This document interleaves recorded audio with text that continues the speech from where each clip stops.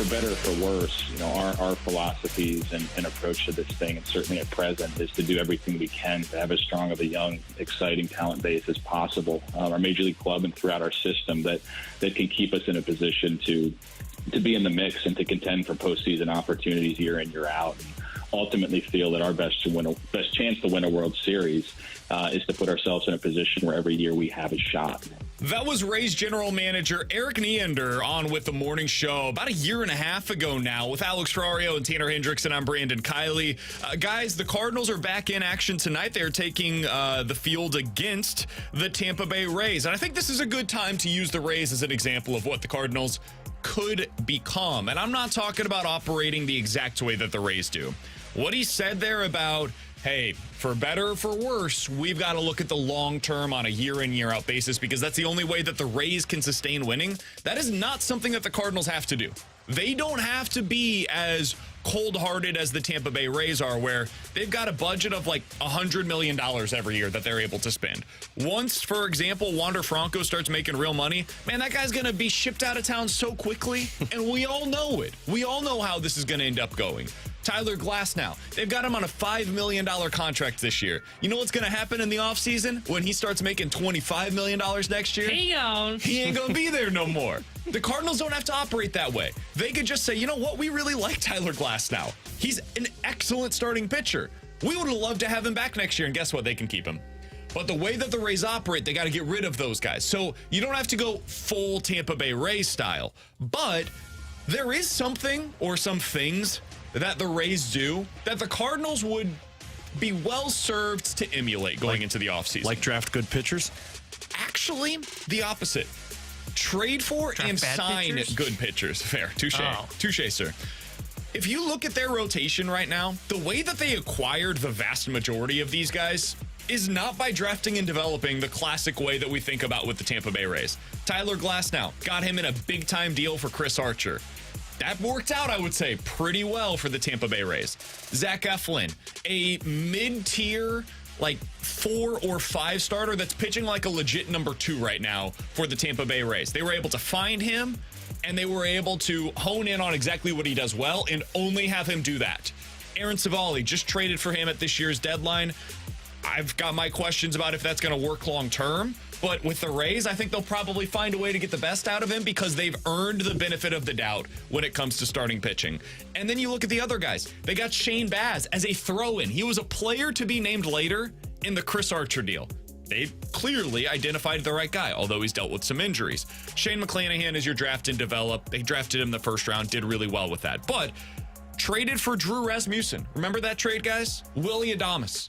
Sent him up because they had Wander Franco coming. So they dealt from a position of strength. Drew Rasmussen's been a really good starter for them. They traded for Jeffrey Springs. Like, they have found guys that other teams don't value, and they've made them into really high-level either starters or relievers in the Rays system. So one of the things that the Cardinals could do, should do this offseason, learn a thing or two about about how the Rays go about acquiring their pitching, and go ahead and get those guys because they clearly know a thing or two about it. Yeah, well, and it's going to come down to finding ways to evaluate the proper pitcher that makes sense. And I think the Cardinals are first going to have to decide what they value most in terms of their pitching staff, which now seems to be swing and miss stuff. In the past, it was pitch to contact. Hopefully the swing and miss stuff has them looking in different directions. But my doubt with all of that, I would love them to be the Tampa Bay Rays, but my doubt with that is you've never really identified talent on other teams, specifically pitching, and said, we can make the best out of him. You've identified players that you thought were talented, but when you've brought them over, you haven't found a way to unlock that talent. Can I push back on that a little bit? You're going to use Liberatore as your example? No, I'm good. No, God. Please don't mention that now. Oh, sorry. I thought that's who we were referring to. Young talent, I agree, Alex. Young talent, the Cardinals have not traded for them and then unlocked whatever the potential is. See, Liberatore, Matthew. Older talent, though? Bond, James Bond. I think they found a way to do that pretty well, honestly. Remember when John Lester came over? That guy looked washed. But they used to do that really well. Do you think they could do that well now, though, without Yeah, Yachty? they did it this year. It's not the same because they didn't get him from the outside because they didn't buy at the deadline, but they found a way to turn it around with Jordan Hicks and ended up building him into one of the most valuable commodities at the deadline. Steven Matz looked like he was on the verge of not even being a reliever for you, like getting the Mike Leake treatment. And then they put him into the bullpen, were able to fix a couple of his pitches, and now he looks like a legitimate back end of the starter or back into the rotation starter. So they did it this year. They did it with Happ. They did it with Lester. They did it with Montgomery, where they unlocked a couple of things and got him to be even better than he was in New York. And they did it with Quintana last year, where they just really, that was more of a sustain thing where everybody thought, oh, regression candidate. It was really good here. So I do think that they maybe deserve a little more credit than we give them in terms of maybe not even fixing things, but honing guys in the right way. They just haven't really gone out and gotten pitching. They have failed to acquire the necessary pitching to find out if they can do it or not. They wait until the deadline to add those guys when the pickings are pretty damn slim, and when they operate the way that they do, they don't go out and get the top of the market guy to unlock a stud. They unlock the best of like a number 4 starter. So I think they'd get a little bit of credit for that. The Rays deserve a lot of credit for it, though, with the way that they operate. Yeah, I was going to say, I think they deserve credit for evaluating major league talent and what they're bringing in at the deadline for those examples that you just said. I think where they have really struggled is winning trades in the offseason by whether it is giving up too much talent in their farm system for undervaluing it, or in terms of not being, and look, it's too early to put a grade out on the guys they just acquired at this deadline. That's going to take 3-4 years before we determine that. But it is bringing in arms and other trades and seeing how you develop them internally, because that is where the Rays win, is they are able to bring in those pieces that you said and develop them too. Like that is the one thing that we'll see how the Cardinals do from this deadline. Sure, we can talk about how great the returns were for Hicks and Montgomery. Look at this Roby kid they acquired, though his shoulders getting put back on. It's fine. The one thing that is yet to be determined, because we can talk about how great the Hall was. They don't come to Major League level and they don't contribute, then it's going to be on the Cardinals because they didn't develop them. And I think that's where they are trying kind of the Rays route. Look, they didn't want to be sellers this year. They got put into a position of becoming sellers. We'll see if they capitalize on it, because this is their, if you want to call it their Rays moment, where they go out there and they acquire pitching from other teams outside the organization, and they develop it internally from Memphis, which is where I think most arms are. Maybe there's some in Springfield, even the position players. But I don't question them on the position player side. I just saw a new wave of those guys come up through their system that they drafted and developed internally. The pitching is where the question mark is, and that's where this is their Rays moment of getting all these prospects. And you know what the Rays identify? Swing and talent. miss. Oh. Swing and miss. But yes, like swing and miss is talent, so they kind of go together. Here's the top 5 teams in Major League Baseball in swing and miss over the last 3 seasons. Atlanta is number 1. No surprise there. The Chicago White Sox are number 2. They just can't do anything else, right? Like everything else in the organization is broken. They are number 2. Well, you think about it: Kopech, Giolito, Cease, Yeah. Lance Lynn, for all of his issues, does have swing and miss stuff. Like I could see how they get up there. The New York Yankees are number 3, Tampa Bay Rays at 4, and Houston Astros at number 5. That entire list makes a lot of sense to me. The Cardinals need to find a way, even if they're not top 5, to get into the top 10 or so. Because here's the other teams that are top 10, guys. The Dodgers, the Marlins, the Mets, the Brewers, and the Mariners. All of those teams are really damn good, and we want all of the pitchers that are on those teams. True. So if you can get closer to that category where you're suddenly looking at the rotation, you're like, man, yeah, they gave up 3 runs today in 6 innings, but they also missed bats and they finished with 8 strikeouts. You feel a lot better about that going into a postseason series than you do with what the Cardinals have had in recent seasons. Yeah, and that's where I hope they have success. And it's doing something that they typically don't do, as Tebow mentioned. You're typically making trades that don't look good on your end. This time around, if you're making a trade, you're probably going to be giving up either somebody who's low on your side of the expectations and might be high on somebody else's, or you're going big name for big name in a type of trade. But on the other side of it, if you're going into these uncharted waters, you're going into the top names on the free agency. So you can't use the excuse of, well, they never go get the top guys. They always go get the middle guys. And if they go get the top guys and the top guys don't pan out for the Cardinals, if they identify the swing and miss stuff and it doesn't work, Well, now we can get back to the evaluating talent side of things. But in the past, it's been you can't evaluate talent in the middle or in the cheaper section. You need to go after the big fish. If you go after the big fish and you still stink at it, now you're going to have more issues. Yeah, I won't crush them if they sign a big-time free agent. Like, they go out and get a Giolito, they give him the contract that the market's pushing for, and he fails. Like, I won't crush the Cardinals because they did exactly what I said. Where I will be critical is if they do go in that mid-tier market and they try to go the route of, I don't even know who the perfect example is in this, but like what Texas did before they signed DeGrom, where it is, let's go get John Gray, let's go get Andrew Heaney, let's go get Martin Perez. And they try and do that, and they try to go with the project of swing and miss, and then it blows up in their face, and they gave them too long a deal. Like, they gave them a 4-year deal, like the John Gray deal or the Steven Matz deal, and it doesn't work out. Then I'll be critical. But if they go out and they spend on a Giolito, they go out, they spend on a, I'm trying to think off the top of my head here, guys at the top of the market. Snell. Like Nola. Like, no. Yeah, I like that idea. And those deals don't work.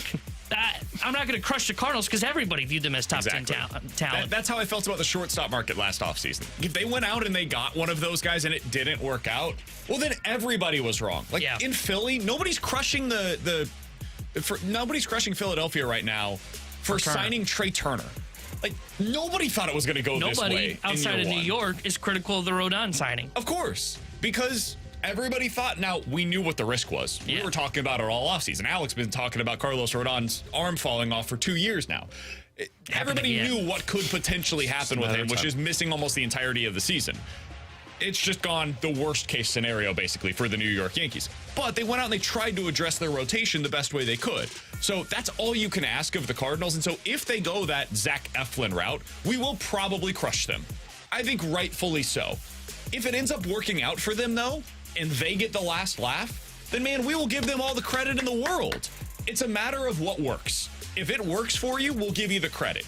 But before then, we can only evaluate what we know up front. And what we know up front is that the Cardinals need pitching in a bad, bad way. One other thing to add on this. When I look around Major League Baseball right now and I look at the best teams in the sport, so I'm talking Orioles, Rays, Rangers, Astros, Blue Jays, Braves, Dodgers, Giants, Phillies. Those are the top 9 teams in my mind in the sport right now. 6 of those 9 teams that I just mentioned had a 5th starter going into the trade deadline that had an ERA of at least 5 on the season. So we're talking about guys that have an ERA pretty similar to what the Cardinals have been trotting out there as their number 5 starter with, like, Matthew Liberatore. What I mean by that is the Cardinals could go into next season with a competition between, like, Matthew Liberatore and Gordon Graceffo and Michael McGreevy and maybe Zach Thompson. And you could find a way to get away with it. Didn't say Dak. But, sure, Dakota Hudson, you could go into the season with him as your number 5. But if you do that, all these teams that I just mentioned, the teams that have that 5th starter with an ERA of 5, they traded for a guy at the deadline. So you've got to make your decision in the offseason. Are we willing to part with what we know it's going to cost to get these starters that we like? And we just saw what the cost was. It's significant. Or do we want to go in by just paying money for a number 5 starter that we're pretty sure is going to be good, and we can get him now without having to give up prospect capital? That's a decision that has to be made in the offseason. You've got to know up front what you're willing to give up for the pitching that is necessary. And if you're not willing to give it up and you make that decision in the offseason, go spend on it. Because those are your 2 options that end up existing for the Cardinals going into next year. Or just go with Zach Thompson. He's going to be sit on your hands and the guys in your system and say these guys will work out, and then by the deadline be like, oh, they didn't work out. Now what do we do? 314-399-9646 is the Air Comfort Service text line to get involved in the show. You guys can also check us out on YouTube at 101 ESPN STL is where you can go to find us. They've got a cool chat over there if you guys want to get involved. A bunch of people go back and forth during the show, talk about how ridiculous me, Alex, and T-Bone are. It's a good time over there, so good to hang out over on YouTube while you're watching us. Coming up at 12:30, we're going to be joined by Kiley McDaniel. He had a projection yesterday, Alex, on what the arms for the rotation are going to cost this offseason. Is it really going to be about 5 or 6 years, $25 million per guy?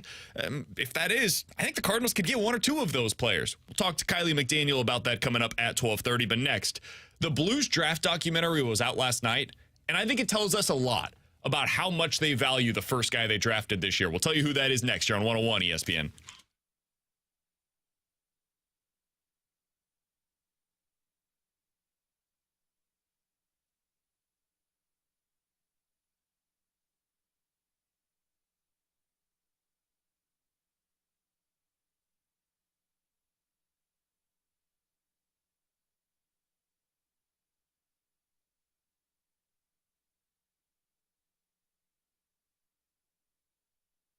Hey, it's BK, and I've got some exciting news for all the men in the audience right now. Victory Men's Health has launched a new telehealth site. It's called Victory RX.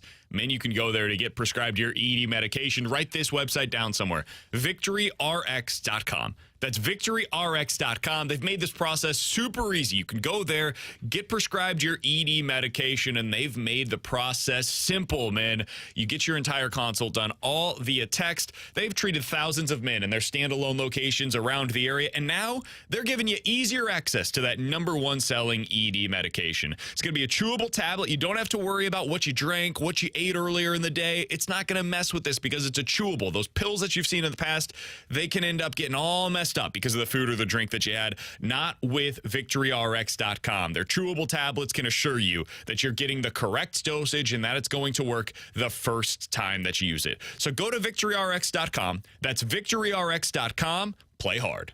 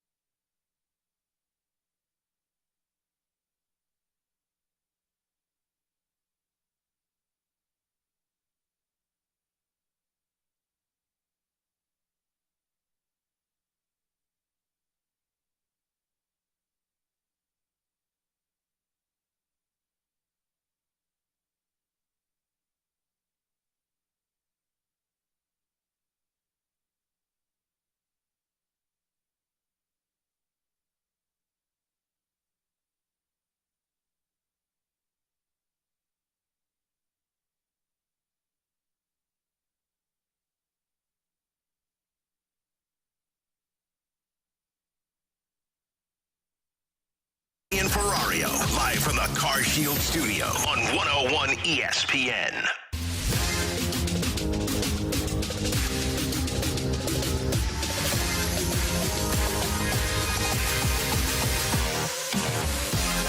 Ferrario and Tanner Hendrickson. I'm Brandon Kiley. So there was a great YouTube video that was posted yesterday. It was basically a documentary of the Blues process and how they got to drafting the 3 first-round picks that they ended up with. And it took you through. It was called Anatomy of the Draft. You can check it out on their YouTube page right now. If you just search St. Louis Blues, you'll find it. Alex, I, first of all, thought it was really well done. And it took you through the entire process from start to finish, essentially. You heard from Alex Steen on what he thought of the guys that they ended up drafting. You hear from a bunch of scouts. Their analytics guy got into it a little bit. And so you see them in the draft room, and I'm talking pre-draft process, evaluating some of these guys. They're going through like Bob McKenzie's mock draft and whether or not it matters. It was great. It took you behind the scenes a little bit. But I also thought it gave you some great insight into how excited they were to get Dvorsky. I want to hear first, and this audio is a little tough to hear at times, but I think it gets the point across. This is the Blues draft room when they were discussing Dvorsky, and they were going through each of the prospects that they could end up taking at number 10 overall. It's 2 because Dvorsky's one of those 7 that I would not move off of. So. And everybody's banging the table. If we get Dvorsky and anybody 24 or above, it's been a good day at the office. Oh, outstanding. Huge win. Yanni, you like that center mice moving forward? I would move forward up to get Dvorsky. You would? But I still believe that there's a chance we can get Dvorsky at 10. Really? All the mocks have Well, him at 7. if you come, Bob's got him at 7, but the rest have him at 10. First of all, I want to know what that man knew, because I went into that draft expecting him to be gone. Like, he knew Arizona was going to make one bad draft at 7 or 6, wherever they drafted, and knew Dvorsky was going to go. That was impressive. So that drafting room is basically like shocked at the possibility that Dvorsky is going to be there. Like, you heard Doug Armstrong there. One of his scouts says, hey, I think that there's a chance that Dvorsky could be there at 10. I would move up for him, but I think there's a chance he's going to be there for us. And Doug says, really? It's like when Alex says something that I'm surprised by, and I say, oh, really? Bleeping kidding me? That was the exact same reaction that Doug Armstrong had in that room when discussing it. And then when they get him, you see the relief from everybody around that table. And after they made that selection, Doug Armstrong looks over at his lieutenant and he says this. We have a chance to have a great draft now. They got the guy who wanted. We just take our time, relax, see what's there at 25 and 29, and walk out with 3 guys we really like. He was so excited he dropped an F-bomb. Yeah. Army basically put his feet up and said, we're good here. Everything else is gravy. We got the guy we needed at number 10 overall. Alex, the reason why I find this so interesting, everybody's going to tell you, oh, we're thrilled about who we ended up getting at whatever number you selected, right? Everybody got the top guy on their board that remained. Yeah, that's why you drafted him. You had no other option. I think the Blues can actually say this. There were 5 guys that were consensus top 5 players in this year's draft. And then everybody kind of went off the board after that. Based on what you could read between the lines in this documentary, the Blues had that same top 5, and then they had Ryan Leonard and Dvorsky. We don't know the order. It could have been Dvorsky, then Leonard. We're not really sure. But those were the next 2 guys that they wanted. For them to get one of those 2 at number 10, when you have 3 other picks between them and where they were, that is a remarkable job by them, and it's super impressive in terms of the preparation, clearly, that went into being able to make that pick possible. And they're clearly thrilled with what they could end up getting. The draft at 10 for the Blues was all about either risk or certainty. The certainty was Dvorsky or Leonard, because if you listen to Doug going into that draft, the 5 names that were going to be gone, and they knew it, were Bedard, Carlson, Fantilli, Smith, and Michkov. Yeah. Those are the 5 he knew that were going to be gone. And then it came down to, okay. He said, by the way, in one of their meetings, I'm just going to make an executive decision. Connor's going number 1. We're not talking about Bedard today. Nobody even laughed. It's like, Doug, this has been a long week already. Can we not with the jokes right now? But then it was Arizona, Philly, Washington, and Detroit. And of those 4 teams, who was going to make a mistake? And surprisingly, 2 teams made the mistake. One was Arizona not taking one of the top 8 guys, and then you had Detroit taking Danielson. And go back and listen to our draft coverage. I was ecstatic on the broadcast because Detroit taking Danielson, I fully believe that after Leonard was gone to Washington, in the video, Doug Armstrong had called a team and said, we're moving back, because he just assumed Dvorsky was going to Detroit. And they had the trade in place, and then as soon as it didn't happen, or they called, I think, Detroit and said, like, hey, who are you taking? Because we need to know if we're making this trade. They said, oh, really? And then they hung up, and then they canceled the trade. That tells you that they wanted the certainty there with Dvorsky. You knew what Dvorsky was going to be. They project him to be somebody who could be in the NHL this season. He's not going to be. But the Blues looked at that and said, our retool just got done faster. Because if this was going to be Nate Danielson, or they had to move back and take like a Zachary Benson or a Daniil Boot, all of those guys are a 3-year process. Dvorsky might be a 1-year process where after this season, where he plays in Sweden again, he could be competing for an NHL roster spot next year. So that's why Dvorsky was their guy. And frankly, he's different than what they typically draft, which is smaller, faster skaters that are pure goal scorers. This is a 200-foot player. I'm impressed by what they were able to accomplish. I also think it's interesting the way that they went about this draft with the 2 guys that we just discussed, with Leonard and with Dvorsky.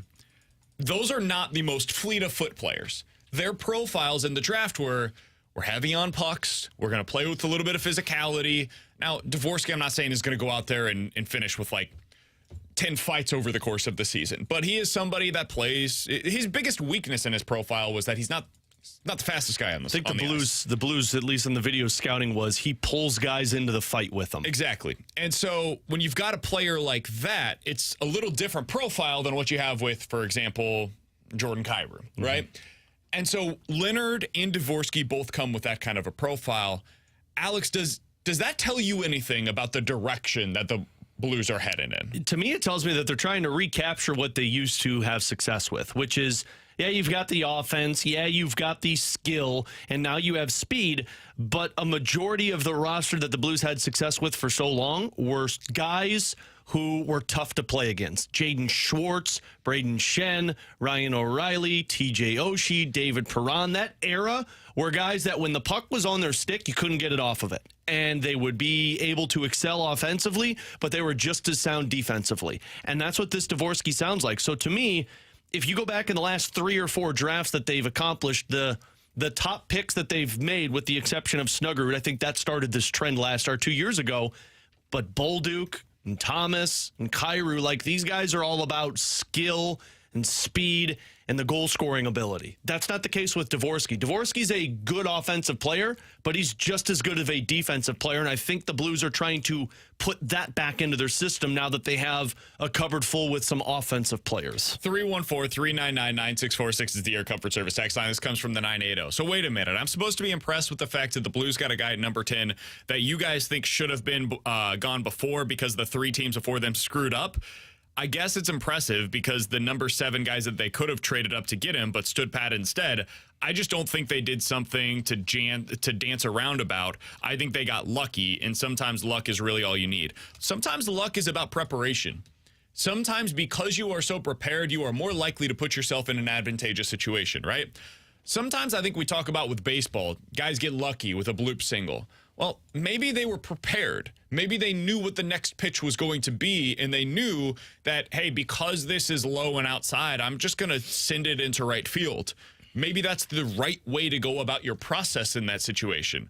The Blues knew, as you saw in the documentary, there was a decent chance that Dvorsky was going to be there at 10. And so instead of taking some of the draft capital to move up, they said, you know what, we'll stand pat.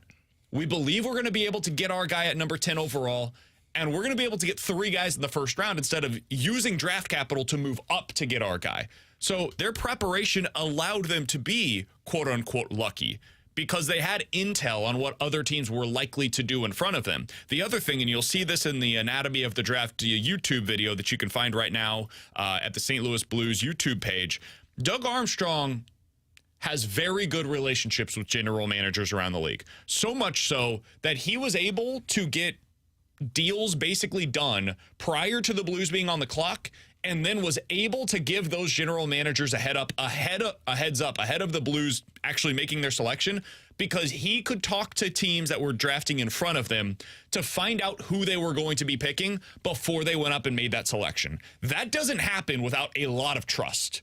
Because, like, for example, the Predators were one team, and who was drafting number 9? It was Detroit that was drafting 9. But in the video, he shook hands with David Poyle and said, who are you taking? And he said, we're taking Molendyke. And he said, okay. And then he went back to his table and said, I think that was at like 24 because the Blues had a potential deal to trade out of 25 if their guy wasn't there. The same thing was true at 10. If Detroit ended up taking Dvorsky, the Blues were planning to trade back. So he found out from Detroit ahead of Detroit making their selection, which doesn't happen, by the way, who they were going to be selecting. So that way he could then inform another general manager, hey, we're going to go ahead and make our pick because we want Dvorsky here. That's just good general management. Yeah, well, and to prove that this isn't luck, he even said in the documentary going into the draft that we've got a list, or I think it was when he was calling about trading back, he told Tony Feltrin and said, we've got these 5 guys available to us if we trade back. There's 4 teams in front of us, so one of these guys is going to be available. So this was not luck of, oh, Dvorsky just fell to us, I guess we'll take him.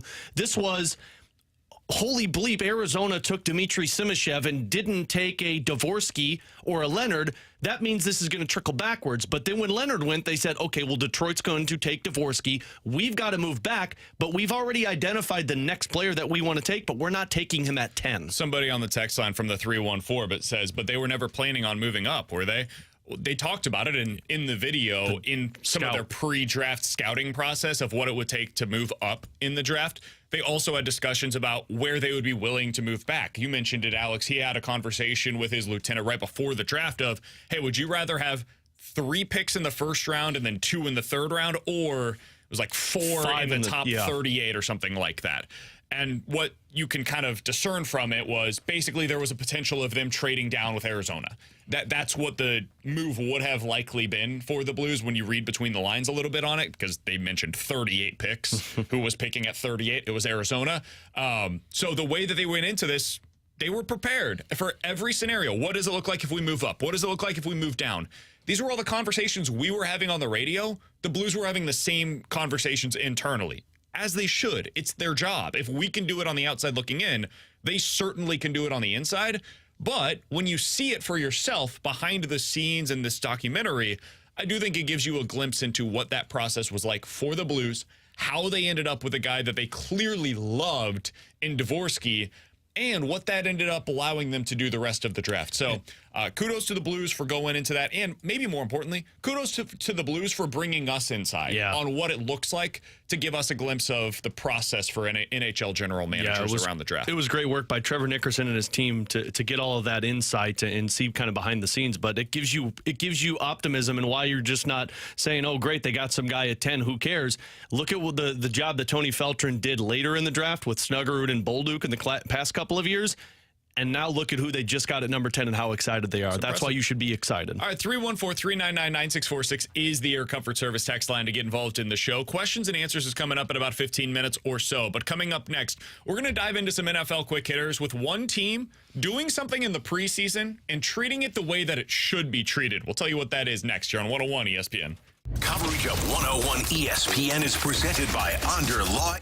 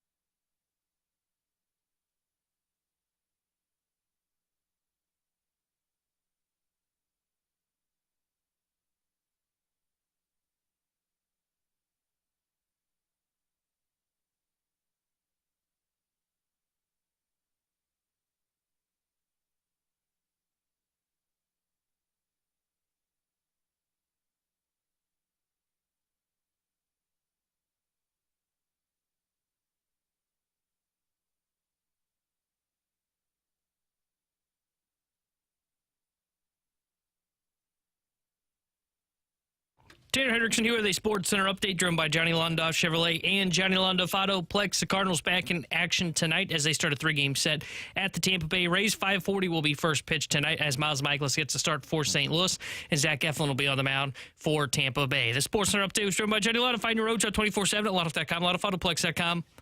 Are you kidding me?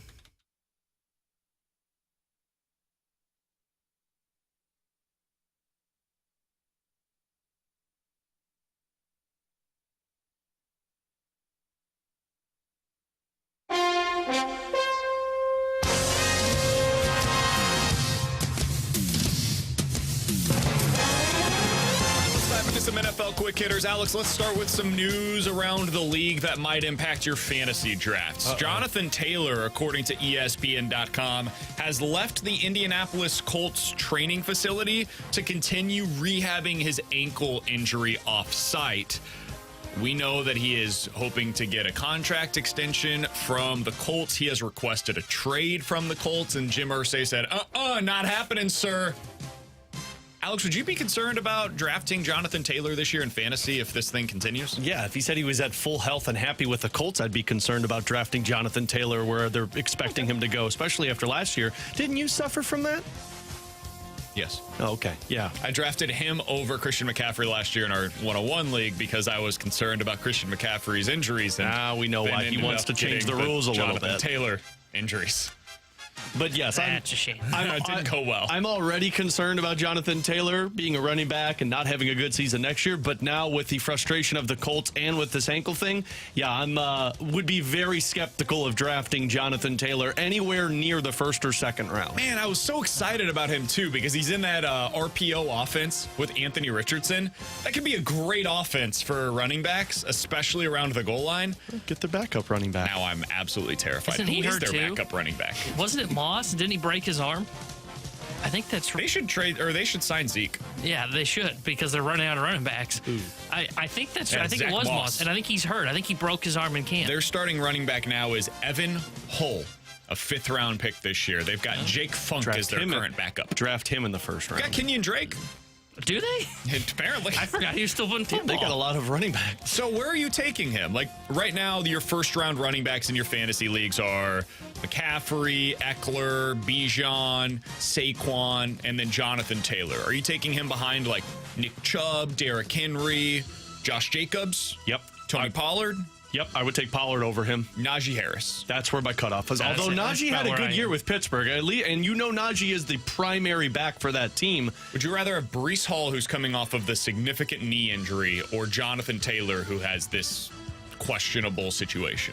I'd have Taylor because a running back could just lose his explosive like that with a knee injury. This is a ankle injury, so it could have the same effect, but a knee is much more concerning, and maybe that's just me because I saw that how quickly it went for Todd Gurley and his knee injuries.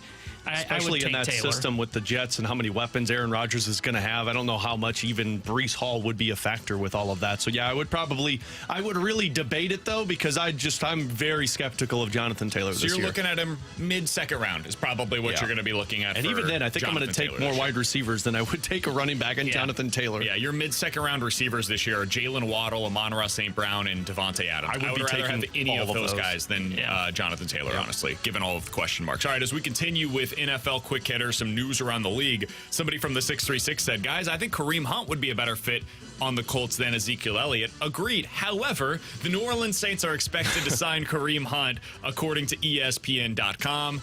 Guys, this comes after yesterday it was announced that Alvin Kamara is going to serve a 3-game suspension for the incident that took place in Las Vegas. So you've got Kareem Hunt down there. Kendre Miller is a rookie that they took this year. There's been some on and off buzz on him. There were some questions about his weight coming into camp, whether or not he was going to be in shape. Guys, how do you view Alvin Kamara and Kareem Hunt in your fantasy leagues with the suspension for Kamara and now the signing we know where Kareem Hunt's going to be playing in 2023? If I'm not mistaken, Alvin Kamara was kind of underwhelming last year, too. He was. Dealt with injuries, and then when he did play, he just was not as much of a factor. Now you've got a different quarterback, a better quarterback with Derek Carr this year. I still would be a little skeptical of either of those running backs. Here are the running backs that are going around him right now. Javonte Williams, David Montgomery, Isaiah Pacheco. Who was that around? This is around Alvin Kamara. Okay. I would take Javonte Kamara Williams, over those. David Montgomery, Isaiah Pacheco. How would you put Alvin Kamara into that category? I would take Kamara over all. Really? I'd put him underneath all. Really? I think so, too. Yeah. Because of the suspension, plus that now you've got a guy that could take some of the passing game What work. round is that in? This is the 6th round. See, by then, though, I feel like I at least have my primary running back, and I could get somebody else there, because when Kamara comes back after a 3-game suspension. The next group of running backs is Rashad White, A.J. Dillon, Rashad Penny, James Cook. That's where I think, like, Alvin Kamara is between that first group that I mentioned and the second group. I'd agree. He's somewhere in the middle for me. I agree because of the suspension and the down year last year. And like you said, he is going to be out of the passing game now because, sure, Hunt's going to take the bulk of the load now, but he's just more of a pass-catching running back at this point. Somebody mentioned they also signed Jamal Williams. Good point. Forgot about that. That's a potential goal line back as well, which could take away some of those high-value touches for Kamara in fantasy as well. The other bit of news, this coming from ESPN.com as well. Guys, Eric Bieniemy's level of intensity has some Washington Commanders players, quote, a little concerned, end quote, according to head coach Ron Rivera. He told reporters yesterday that some players have approached him to discuss their issues with Bieniemy, who is entering his first stint as the Washington Commanders offensive coordinator. Yeah, Washington's concerned and frustrated because they don't know what winning feels like. Like, oh, this is how a winning offensive coordinator works? Come on, let's be honest. That's not a winning offense. Offensive coordinator? Not because of Bieniemy, because they've got no talent. I mean, they got talent, but they don't have a quarterback. But this is going to be a disaster in Washington. I feel really bad worried for Bieniemy. Yeah, I'm worried about them this year. Like, we're trying to talk ourselves into a 5th-round quarterback. Yeah. That's what we're doing with Washington. They have a terrible offensive line. There's reports coming out that their offensive line is getting crushed so bad by the first-team defensive line that they have to be serviced by the second-team defensive line to get their practices going. It's bad. All right, so Washington, the Caleb Williams frontrunner for this year. Man. I don't know what's worse. I hope he lands in a better situation than that. Well, they got a new owner now, man. It's all good. Yeah, let's see. Just need a new coach and a new offensive coordinator and a new quarterback. They're probably going to change everything. They're going to be so bad, like new ownership. Like, look, I think Ron Rivera is a good coach if he's in a good spot. He was in a bad spot with Dan Snyder, but I could see them cleaning house next year. Cliff Kingsbury, coach of Washington next year with Caleb Williams. We were just talking fantasy. I don't know if I want to take anybody from that team fantasy-wise this year. Washington? I don't know. I mean, even Terry McLaurin, it's like, it's great, but I don't even know if I want to touch that. That's the thing, dude. There's some wide receivers this year that I'm like, I just don't want to watch their offense. Like, I just don't want to wake up on Sundays and say, I have to watch the Washington Commanders today because I have Jahan Dotson. I don't want to. I don't want to watch that offense. I would rather draft somebody from the Eagles or somebody from the Detroit Lions later in the draft. Like, I was stuck watching. I can't get myself to Brian do it. Robinson a lot last year with that Washington dude, their running team. backs I want nothing to do with this year. I was nothing. Why, because they can't block? Because they stink. It was a waiver pickup, and I was miserable that moment of the season. All right, final thing as we go through some NFL quick hitters. I think Mike Vrabel's doing something really cool with the Titans' first preseason game.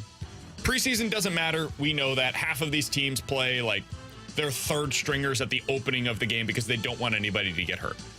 So let's treat them as such. The Titans are going to have their defensive line coach, Terrell Williams, be the head coach in their first preseason game against Chicago. Now, this isn't because Mike Vrabel's going through anything. They just want him to get this experience, which makes a ton of sense. And honestly, I'm shocked it took this long to get here, Alex. We see this with NBA Summer League. When you've got split squads, whether it's in baseball or in the NHL, teams will have an assistant coach take over for one of those games as the head coach for that specific game. Why haven't we seen this before? I think it makes all the sense in the world. And I think it serves two different things that end up being a positive. One, that assistant coach gets their name in the news. So now the owners around the league that, let's be honest, are a bunch of you know what? They have a better awareness of some of these assistant coaches around the league as opposed to just recycling the same names that we've heard for 20 years. Two, it gives that guy an opportunity to actually deal with the stuff that you have to do as a head coach on game day. You deal with timeouts, you deal with challenges, you deal with personnel packages, you deal with having to be in charge of both offense and defense at the same time during a game. There's no other situation that prepares you for that. We saw what happened last year in Denver when a guy was completely unprepared to be a head coach. I love this. I hope it's something that catches on around the league. I'm surprised it hasn't happened yet. Agreed. Like, I'm surprised some of these coaches who have been around for so long, guys like Andy Reid or Bill Belichick, wouldn't do this. One, because that's how you grow your coaching tree. The more guys that you give the wisdom to and they show success with, the better it looks on you. So how do you do that? Well, you don't just do that by letting them stand on the sidelines and just be the coordinator all season. You give them some head coaching opportunities. And the best time to do it is preseason, when nobody bleeping cares about it, and you're playing your second and your third and your fourth string guys. You put these coaches in place. I know we've talked about in the office hockey. They do this in preseason where, like, Berube will send Steve Ott with a team to a different place, or a couple of years ago, Mike Van Ryn to another place, and those guys got those opportunities to coach. It just puts your name out there more, and it gives you more experience. Yeah, I'm glad to see that Vrabel's doing this, giving a coach an opportunity, and I don't know if he'll do the same coach throughout the preseason, but I don't mind if he did, or if he did a different coach each game. I think that's the best thing for these coaches to do, is to learn that, as you said, because then you learn the game management side. Man, I love Sean McVay. He could have used a moment like this when he was an offensive coordinator, because that dude was burning through timeouts like they were candy when he first started. He still does that.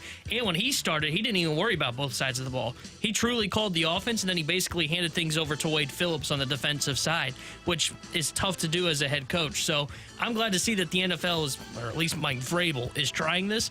I think this is going to be something that you see probably, I don't know when it'll take off, but I think in the next 2-3 years, a lot of coaches will be doing this. That's Tanner Hendrickson. He's Alex Ferrario, and I'm Brandon Kiley. 314-399-9646 is the Air Comfort Service text line. We'll get to questions and answers coming up next.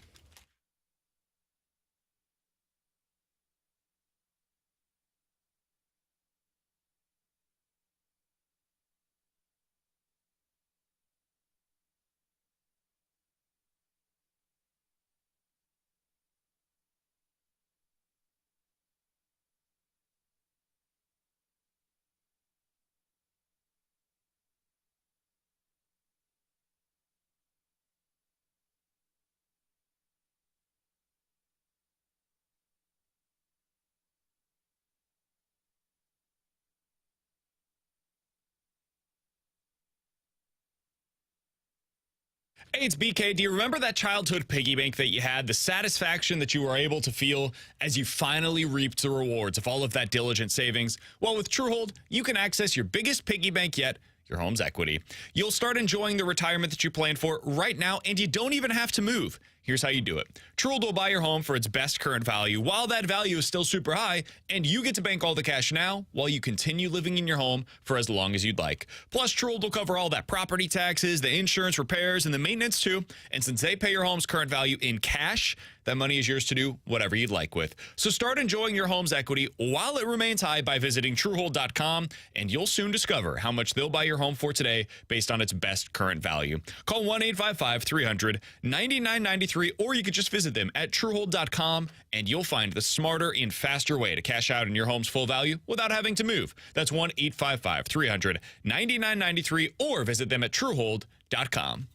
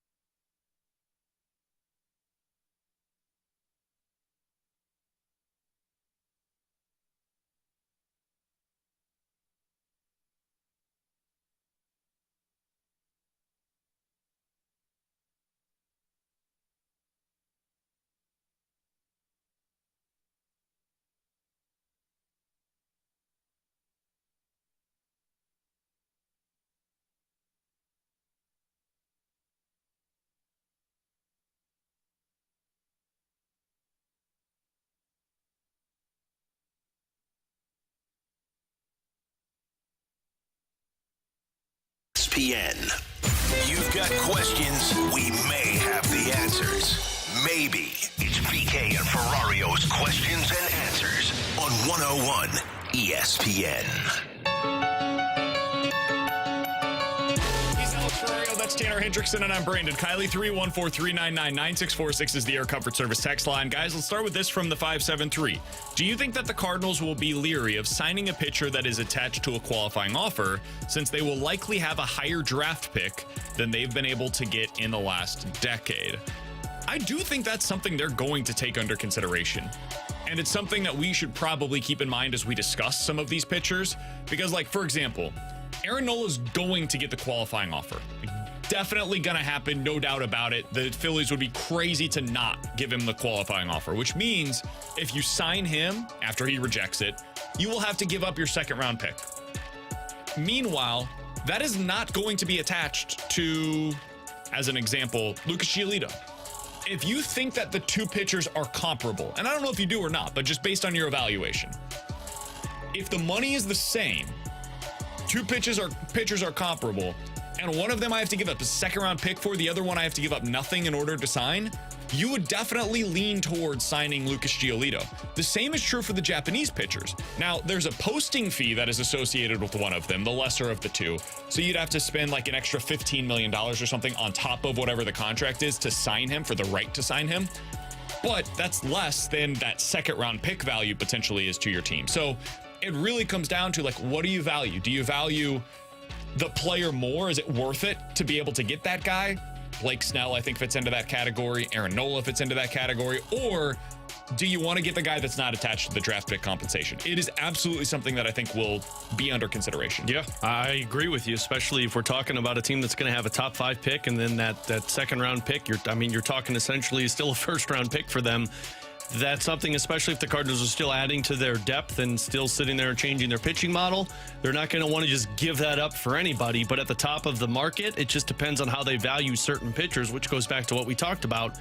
You got to make sure you value the right top-end pitcher if you're going to give them that money. Yeah, and I think they're going to weigh heavily on it even more outside of what you guys just said, because they gave up their second-round pick last year to sign Contreras. So I don't think they want to go back-to-back drafts, and with that pick being potentially higher, and lose that second-round pick. So I think it's going to be a big factor. I think the only way they sign somebody that gets QO'd, as much as we've talked about Snell might be different because of what you said. He is probably worth it to give up a second-round pick for.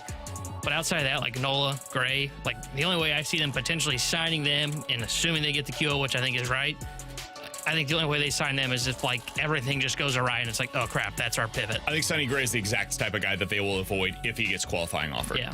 And I don't know if he will or not with Minnesota. I would think that they would probably want to, because if he accepts it, great. And if not, now you've got him attached to the QO and he's going to get less on the market because of it.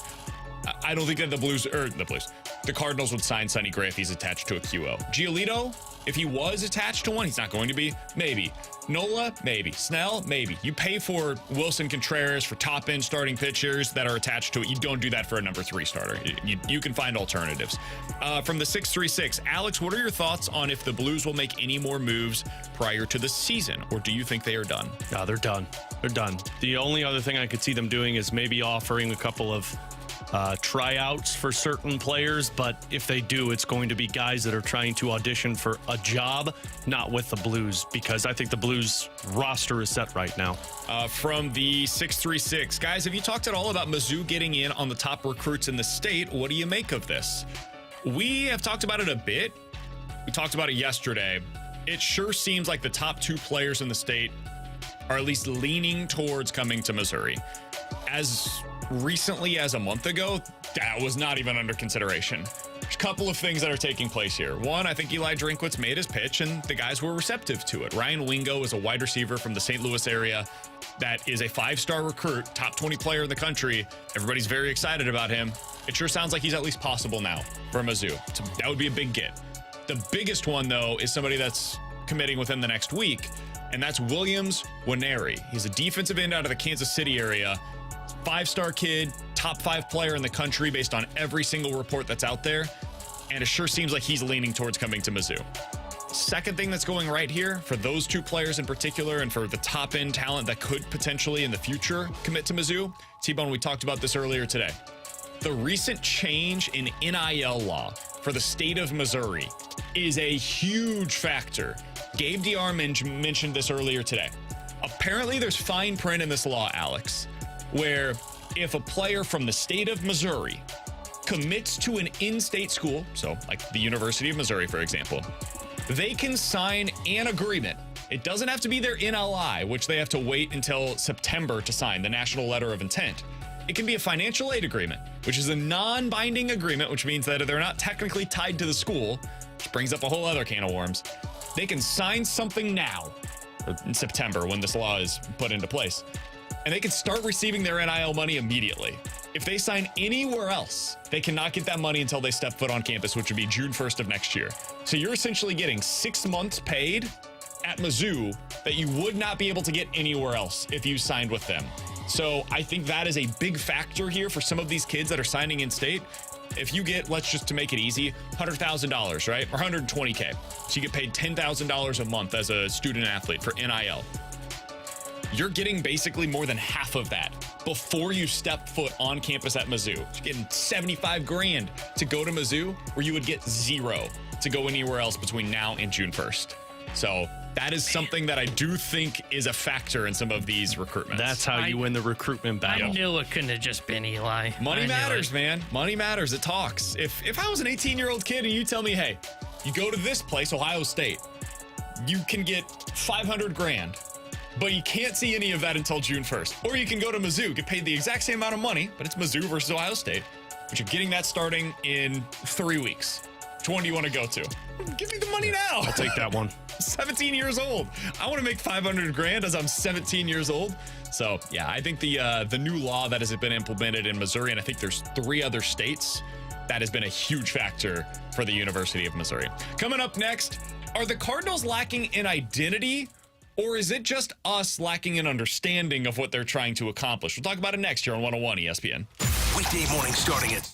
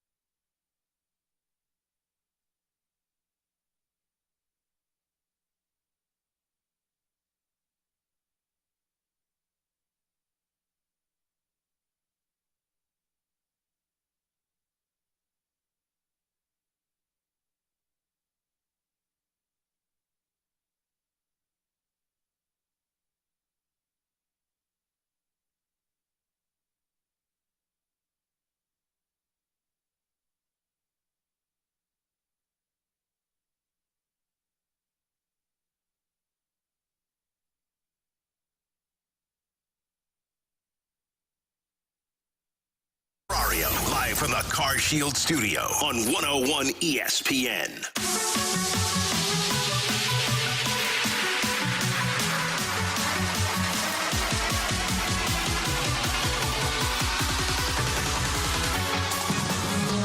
The Dodgers mix and match, but they too know who they are. They know that for the most part, Freddie Freeman's going to be at first, Max Muncy's going to be somewhere in the lineup, and on and on. Rays, same deal. They may mix and match, but they know how they want to mix and match.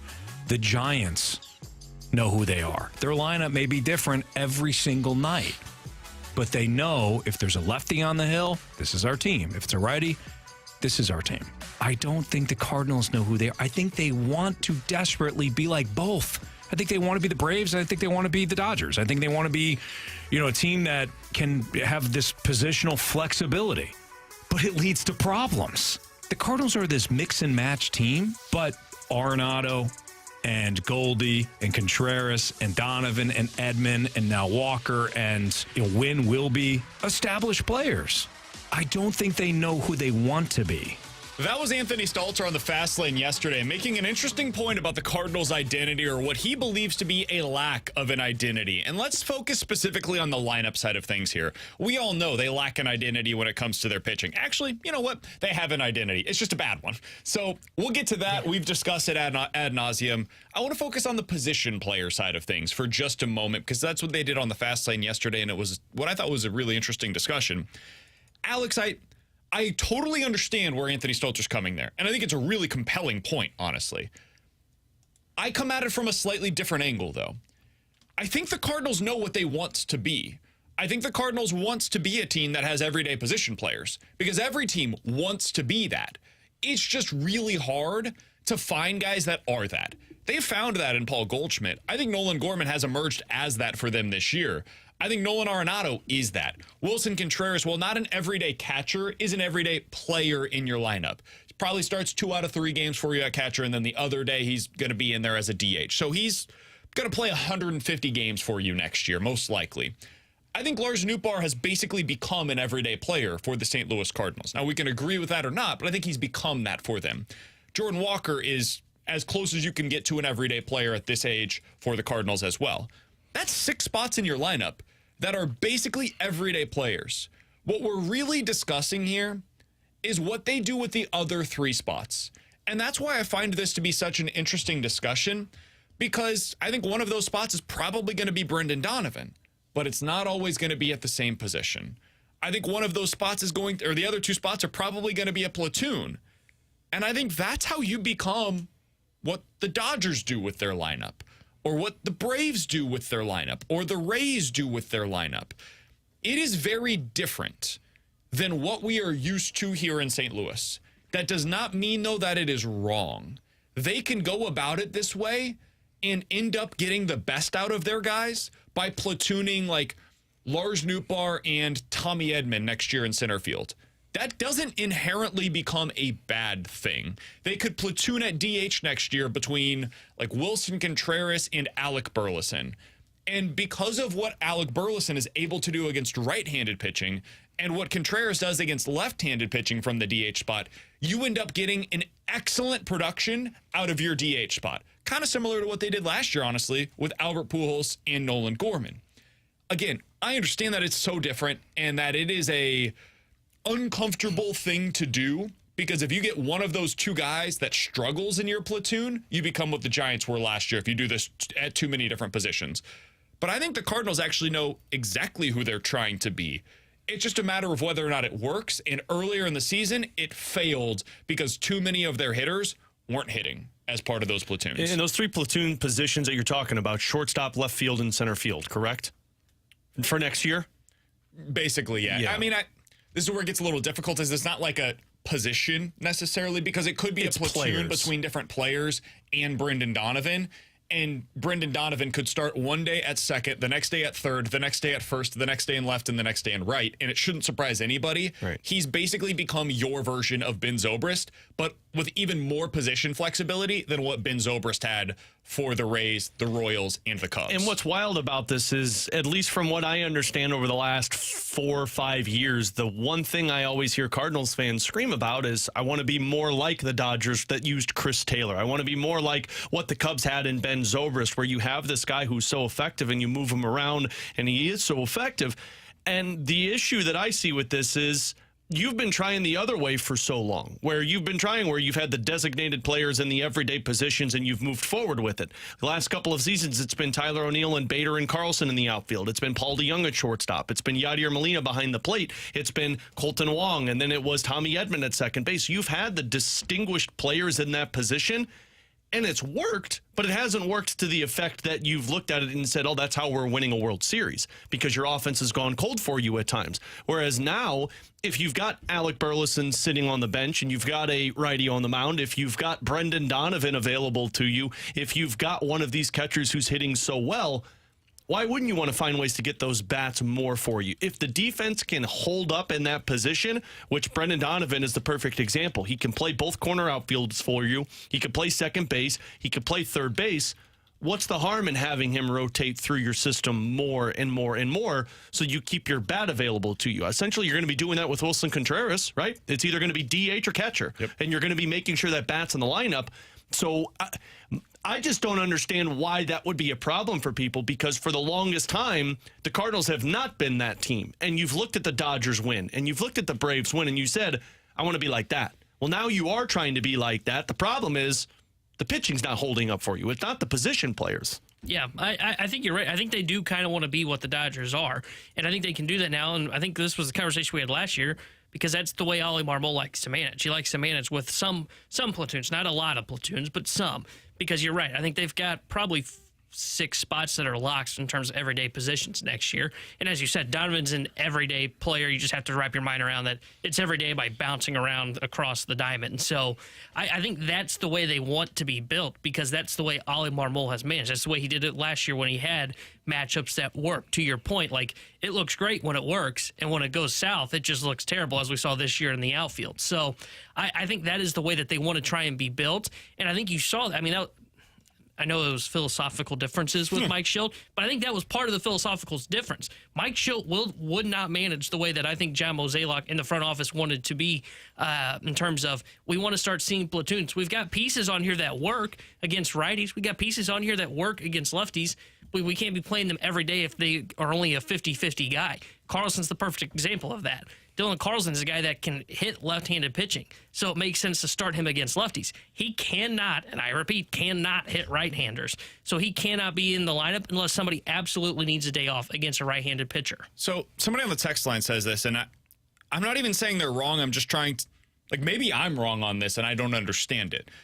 From the 314, guys, players can't do this. They want consistent playing time. Look at the beginning of the year. The Cardinals platooned everywhere, and they sucked. Am I missing something? They stink now, and they're everyday players.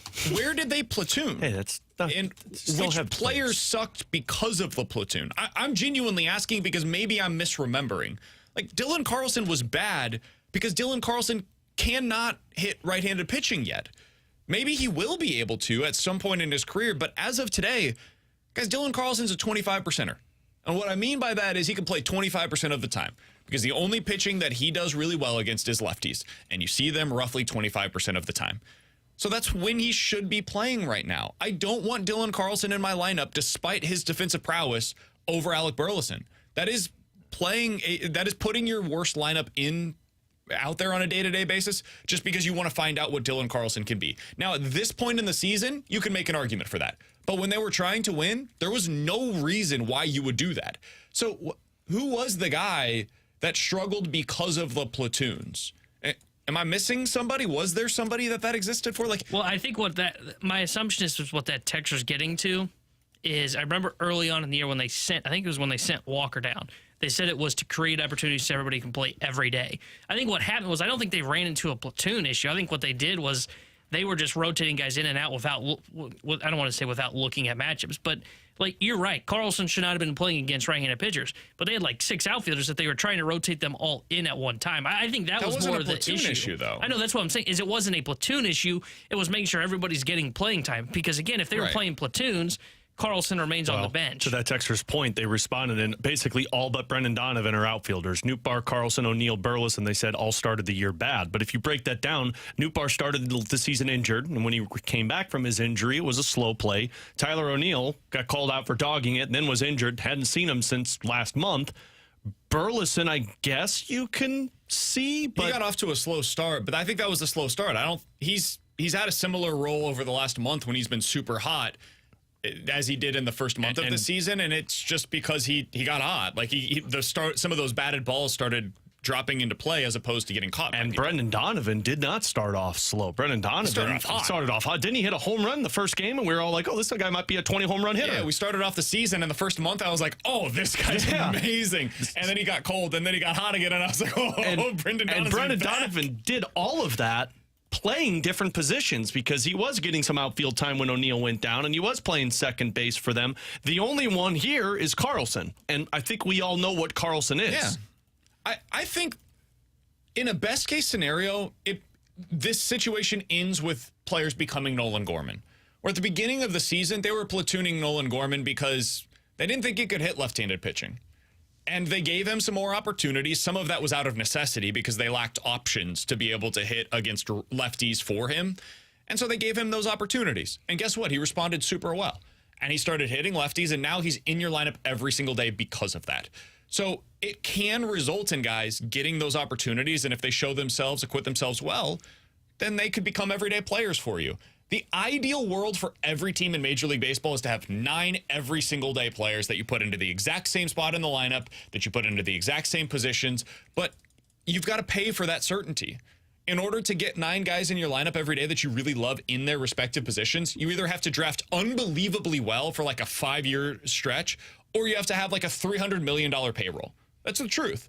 So it's kind of like filling out your rotation where you're not going to love your number 5 starter most likely, or your bullpen where if you get into the 7th or 8th guy into a pin, you feel pretty good about who you are on the opposition and not the team that you're watching that's throwing that 7th or 8th guy out of your pin. That's the same thing in your 8 or 9 spots in your lineup in terms of who you have in those spots. You're probably going to have to platoon those. The Braves do it. The Dodgers do it. The Rays do it. A bunch of teams across Major League Baseball do it. It's not a bad thing. So I look back at the beginning of the season. I don't think they were struggling because of the platoons.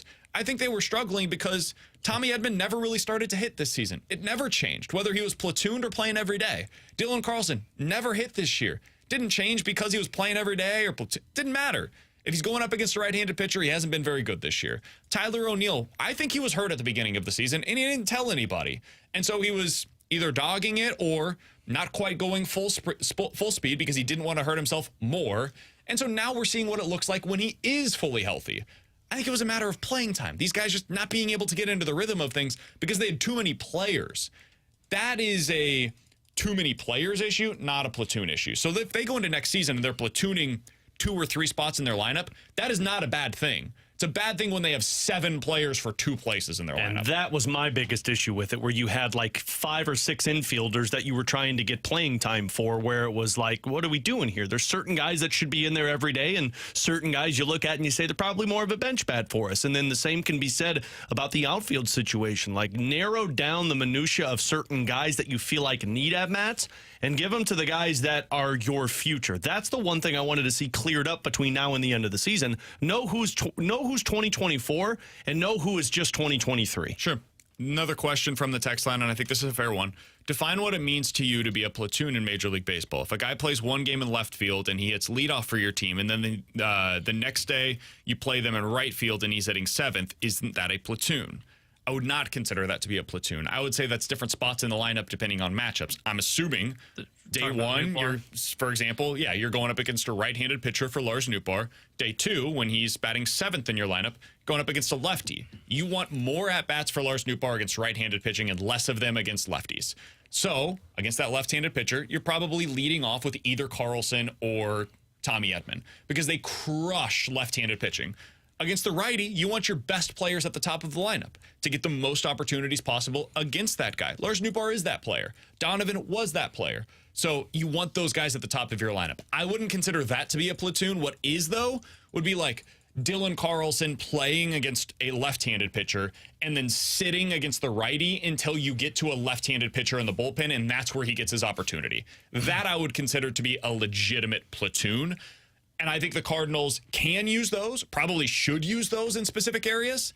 It's just a matter of figuring out who your pieces are, and then they've got to work. When you go into the season and you're platooning one spot, it can fail spectacularly if one of those two players either gets hurt or doesn't hit. If, for example, you went into next year and you're platooning one spot in your outfield with Alec Burleson and Dylan Carlson, and Alec Burleson doesn't hit against right-handed pitching, now you're screwed. Because now you've bet on a left-handed bat against those, and now you just got to play Dylan Carlson every day, and you don't have any production against that right-handed pitching. So that's where it can go south, but in order to get an everyday player, you got to pay for it, either via trade and prospects capital or money. So it becomes a really difficult proposition of figuring out which one of those ends up being more valuable. And if you want to pay that money for the everyday player, well, now we're not talking about signing a legitimate starting pitcher. So you got to decide, where are we willing to spend this money? Coming up next, has Wilson Contreras gotten hot enough to change our belief in him going into next season? T-Bone will tell you why the answer is no. Coming up next here on 101 ESPN. It's time for a DraftKings at Casino Queen.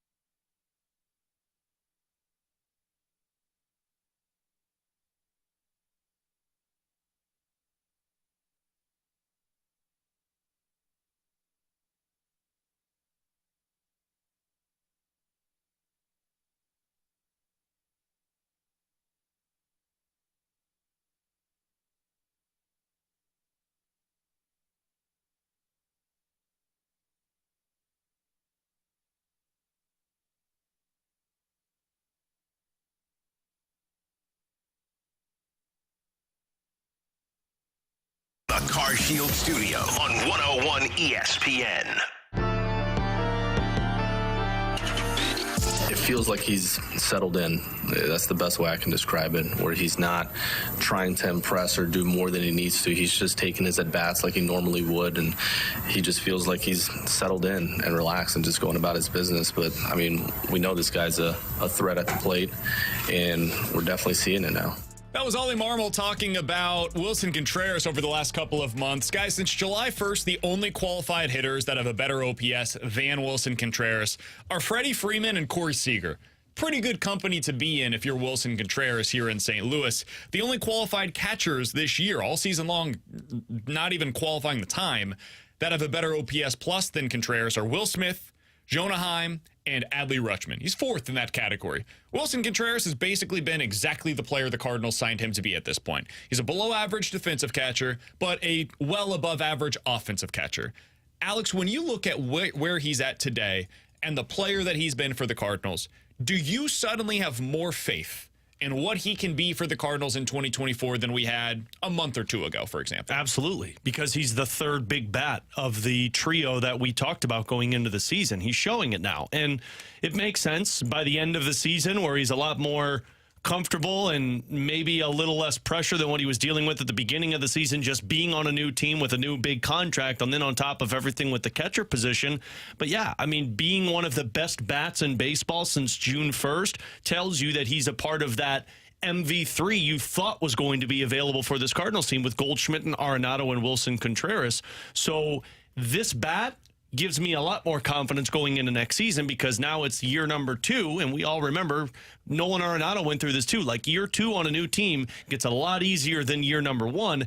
And then on the catching side of things, I think if the bat continues to play this way, I'm not as concerned about the defense behind the plate. Now, sure, it's a little concerning, which is why the backup's going to get more opportunities than originally thought.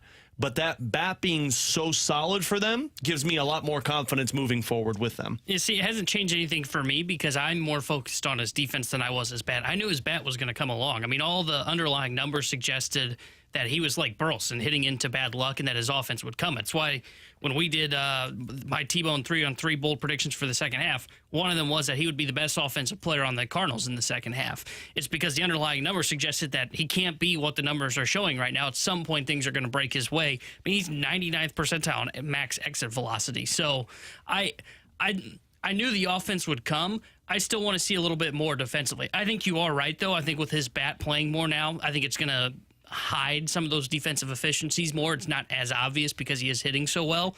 But I still want to see some improvements defensively. I still want to see him better behind the plate with his framing. I think that is something that the Cardinals can work with him on to make him better at. So I still wouldn't say like my opportunistic on Wilson Contreras for next year has changed. I think I've had kind of the same viewpoint, but I do want to see him better defensively. So I don't know that you're going to see him better defensively. I think we have to accept that this is who he is. Now, maybe he improves marginally in some areas. Maybe framing gets a little better going into next year. Maybe game calling gets a little better going into next year.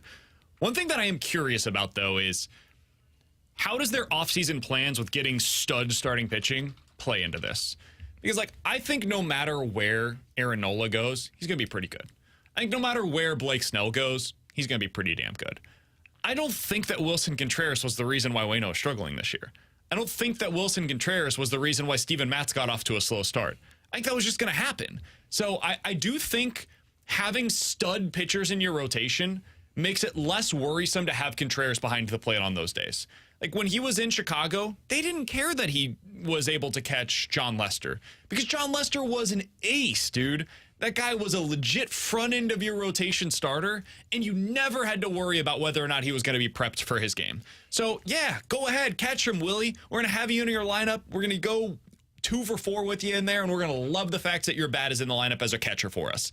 I think that could help them alleviate some of these defensive concerns as well, because the catcher position becomes a little less. It's still important, obviously, but a little less important in terms of the defensive side of things when you've got superstar pitchers at the front end of your rotation, which the Cardinals clearly lacked in a serious way this year. To me, it just they seem like they cancel each other out. If this is the bat you get all season. Now, if he goes silent offensively, then yeah, I can understand the struggle with the defense, and you probably get the backup in there a little bit more. But if this is the offense that you're getting, maybe a little less tinkered down because this is unrealistic, you're talking about 5 to 10 games. He's probably going to lose you, maybe less than that, because of his defense.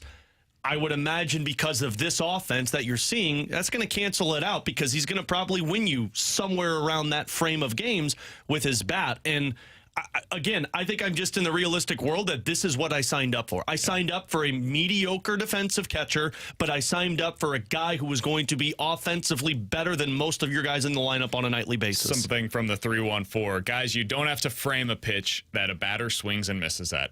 That's something that the Cardinals are hoping for in 2024. Coming up next, speaking of swing and miss, the Cardinals lack it. They want to add it in the offseason. How much is it going to cost them? We'll ask Kiley McDaniel of ESPN.com next here on 101 ESPN.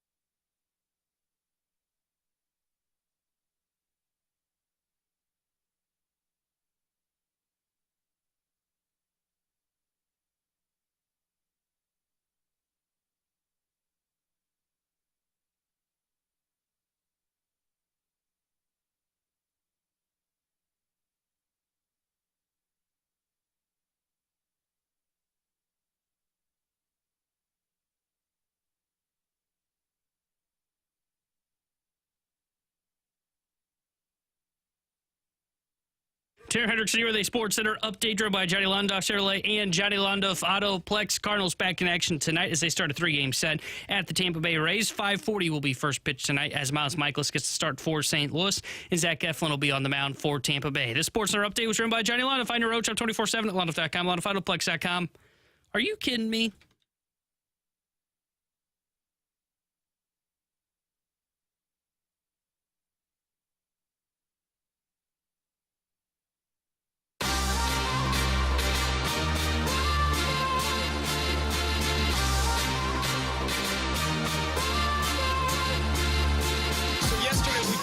Kiley McDaniel's piece on ESPN.com, putting together some of the projections for what these starting pitchers are going to be asking for in free agency. Kiley McDaniel, kind enough to join us now via the 101 ESPN hotline. Kiley, we appreciate the time as always, man. Let's start with the obvious. Right at the top of your list, you've got Shohei Ohtani, and you say $600 million, not out of the realm of the possible for him. If you're John Mozeliak, let's go into fantasy land for a second. You got $55 million to spend, and you can either sign Blake Snell and one of the other top-tier starting pitchers or Shohei. Which route do you go? I would go with a little bit more of a bulk approach. I'll actually I'll tip my hand a little bit here. When you guys texted to ask me to come on, I actually did research on this one. Not in terms of like reporting and what's going to happen, but just I pulled out my spreadsheets, that's my secret superpower. Putting some names together to try to solve this problem for you. Yes, please. That's a way to BK's heart there, So how'd Kiley. you do it, Kiley? Well, I don't know if I solved the problem, but this is my thinking. So I went through the last couple of years and saw like, all right, what was the team doing last year that they didn't do this year? And it will probably surprise people to hear that if you go through each individual category of performance, the Cardinals are 1 win worse in base running, 2.5 wins worse on defense, 1.5 wins worse at the plate hitting, and then 2.5 wins worse at pitching, which adds up to 8.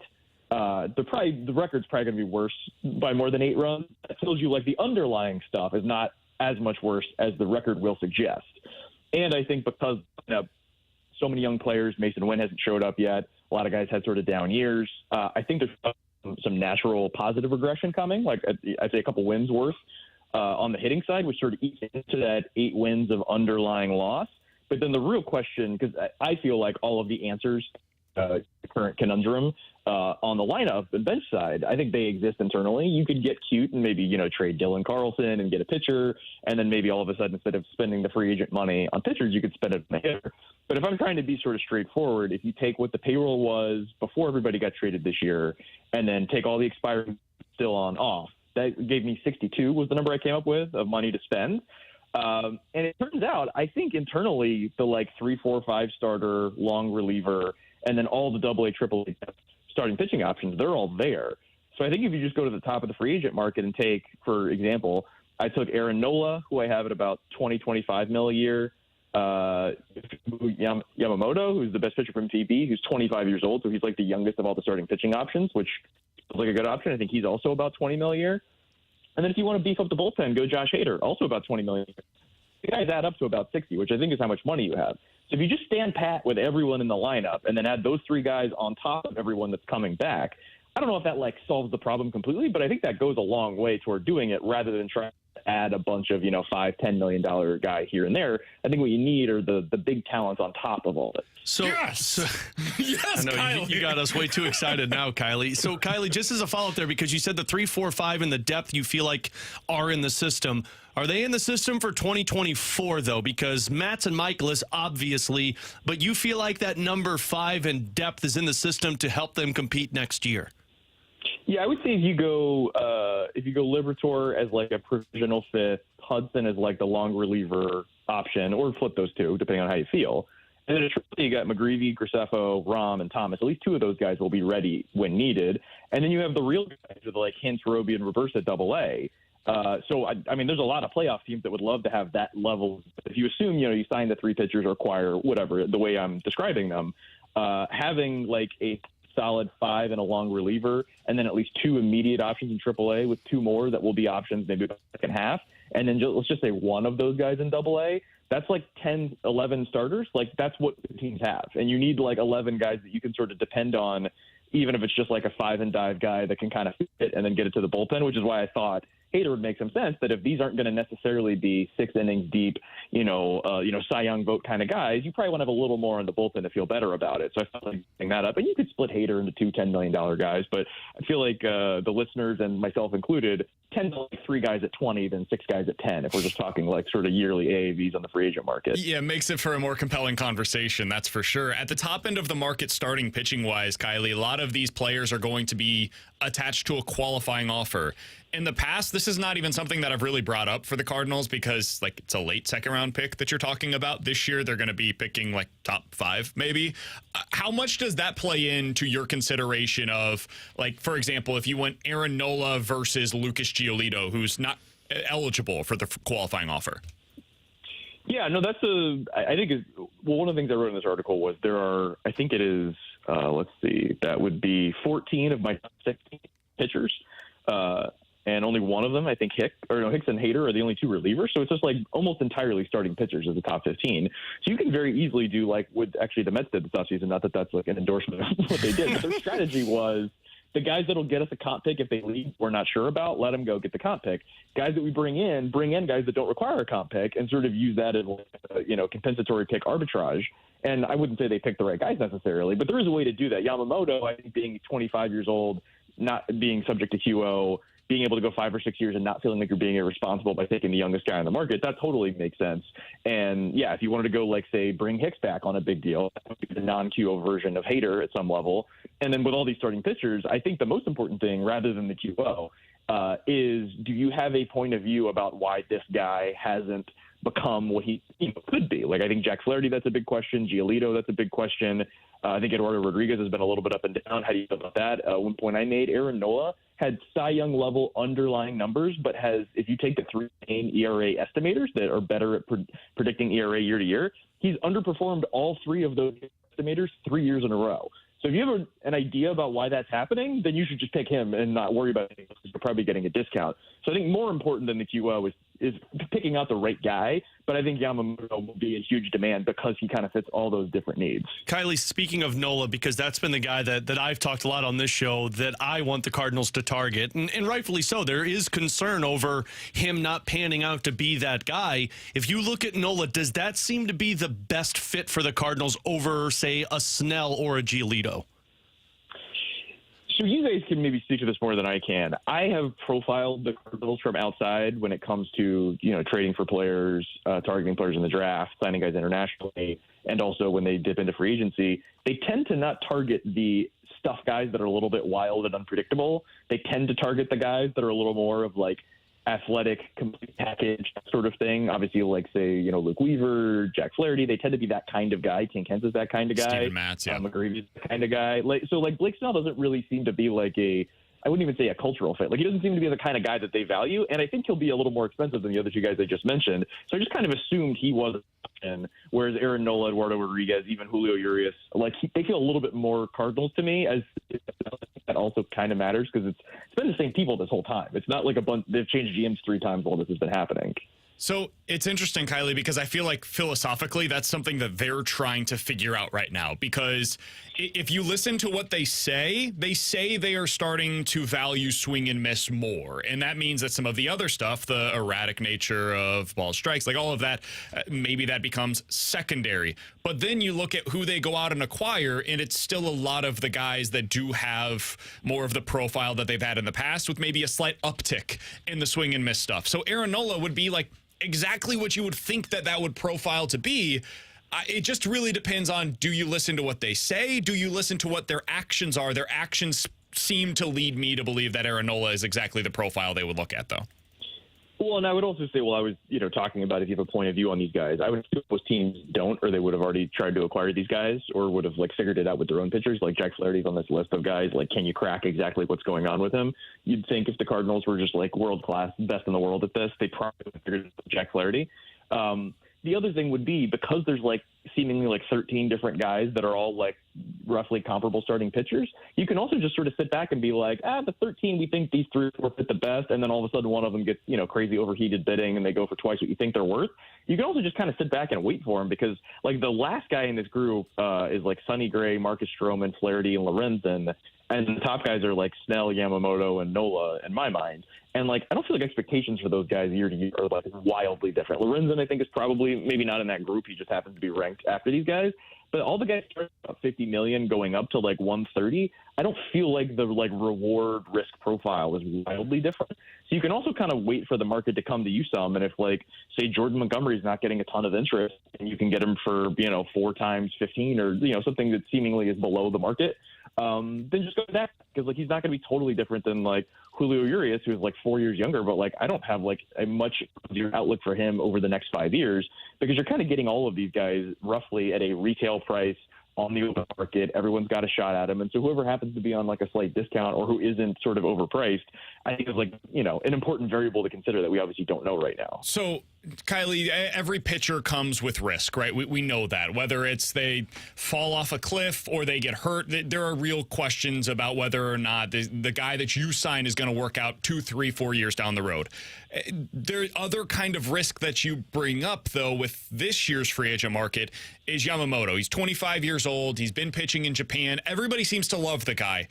Give us a little bit of his scouting report. From what you know about him, if the Cardinals were to sign him this offseason, what would they be getting? So there hasn't been, obviously it seems like there's been like an NPB pitcher of note coming over like every year or two. There hasn't quite been one with this set of qualities. So he's 25, so he's being posted. You can start posting getting the fee as the NPB team once they turn 25, which I think he hasn't even turned 25 yet, but he will like next month. So this is the first time that they can sort of market him and get full value for him. He is 5'10", but I wouldn't call him small. And I talked to one scout who was in Japan and said, I think he might be 6 foot. Like, I think he might be like underrepresenting how tall he is.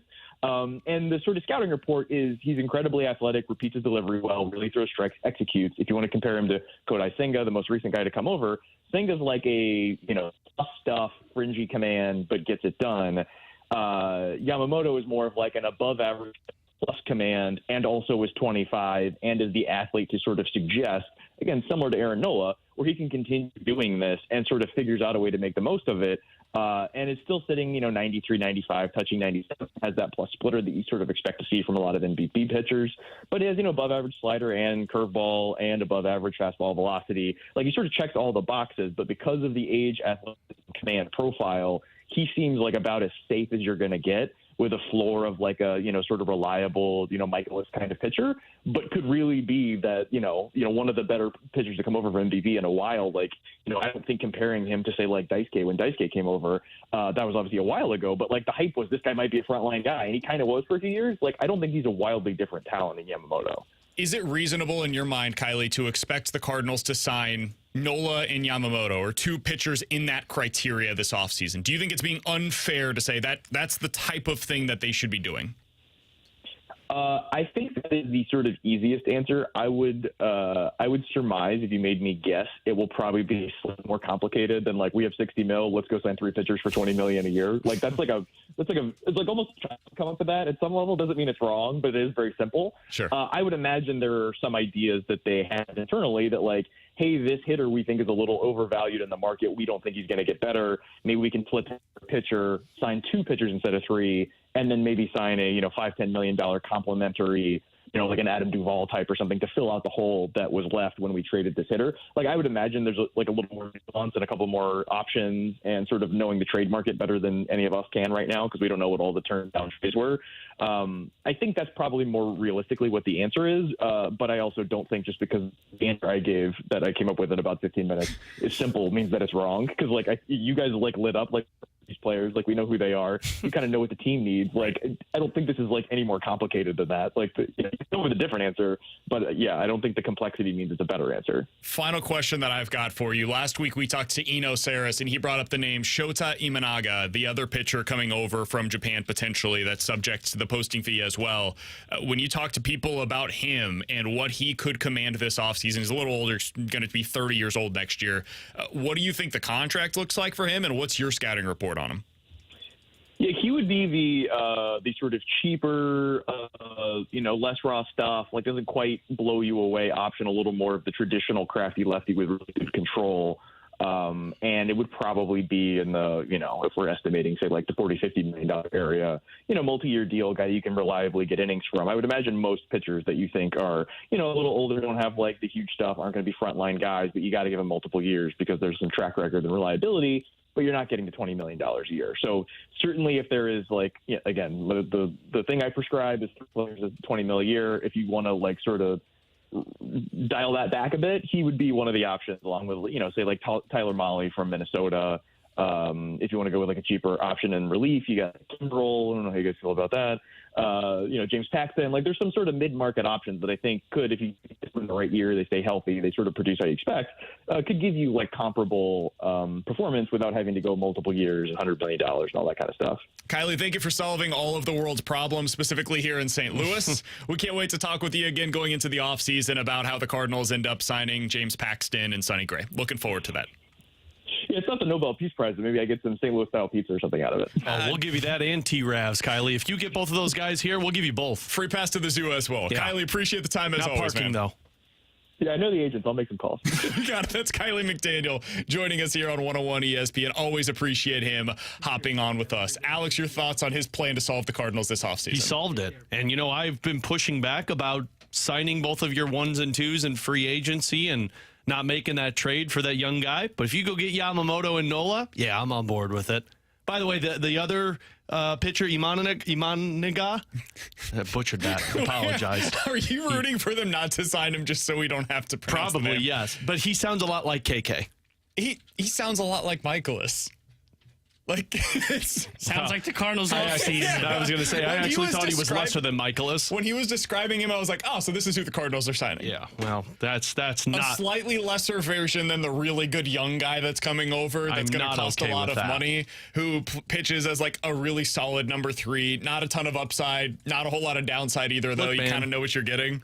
Yeah, that's the Cardinals. Look, man, stop snorkeling in the shallow end and start scuba diving in the deep end. You just come up with that? I did. Go get Yamamoto. Stop swimming for the koi fish. Thanks, T-Bone. That was well done. I need you to snap closer to the microphone, though. People can't hear it. I do not like the idea of signing Josh Hader. I'm out on that. Would not do that. That is the part of his plan that I was like, nope. Like, I would rather sign John Brebbia than... I'd do John Brebbia and Joe Kelly. Let's bring them both back. I don't know about David Robertson. Yeah. Ooh, now we're talking. What's Russ Springer doing these days? Who? Exactly. I love what his plan started with, which was get 2 big-time starters and figure the rest out as the offseason goes along. That's the plan. Like, at this point, I don't even really care who the names are. Like, Blake Snell, Lucas Giolito, Yamamoto, Aaron Nola. Like, Shohei. I've got my preferences on who they go out there and get, but they should be swimming in that pool. They should be scuba diving. Come on, man. Stop snorkeling, man. Stop snorkeling. Enough with the snorkeling. Nobody likes to snorkel. You go under, you think you're fine, and then you swallow salt water. Just scuba dive. Put the expensive gear on and get in there. Do not go in that machine that takes you down to the Titanic. Yeah. Don't risk implosion. That is signing James Paxton and Sonny Gray. That's signing Shohei. Don't do that. I like the idea of Shohei, but don't do that. Okay. Don't sign the $60 million player. Get 2 really good starters. I mean, I'll take the Paxton in this conversation. Paxton's just broken. That's why I went. Been great that's for why Boston. I went with that reference, because it's not going to hold up. No. Don't just go out there because it's easy and re-sign Jack Flaherty. Or Jordan Montgomery. Don't sign Michael Lorenzen because he's coming off of a really solid season. Oh, that's what I'm like that with Rodriguez. Don't sign Rodriguez. My guy Kyle Gibson. You don't need that anymore. You needed that 2 years ago. Gibby's done. His era here in St. Louis is over. Oh, don't give up. Kenta Maeda? No. Stop it, Mo. Oh. Stop it. Hyun-Jin Ryu coming off of Tommy John. No, he just got nailed in the knee last night, and he's out again. Everybody asks what Gersh does. Gersh's job this offseason should be slapping Mo's hand when he mentions one of the mid-tier starters. Put the phone down. Enough. We're not don't pee in the basement. Alex, you've got 2 dogs. You know what this is like. No. No, not the slapping. Go outside. The little, like, you look at them and they know. They know when they've crossed the line. So does that mean Michael Gersh should rub Mo's face in the paper? You don't do that. We don't do that anymore, man. It's 2023. So when Mo's holding a document that says, let's sign Sonny Gray, Gersh should say, no, Mo, no. You go outside. Mo, we talked about this scuba diving, not snorkeling. That's the offseason plan. What if Gersh walks in with scuba gear for a day 1 of free agency? All right, Mo, let's go swim. And Mo sitting at his desk with the goggles and the snorkel. What do you mean, Mike? Damn you, Scuba Mike. Damn you, Scuba Mo. I just had a great image in my head. Somebody that's really great on Photoshop. I need you to tweet something out with Mo and scuba gear. That's all I want. Scuba Mo! Damn you! Coming up next, the Junk Drawer here on 101 ESPN.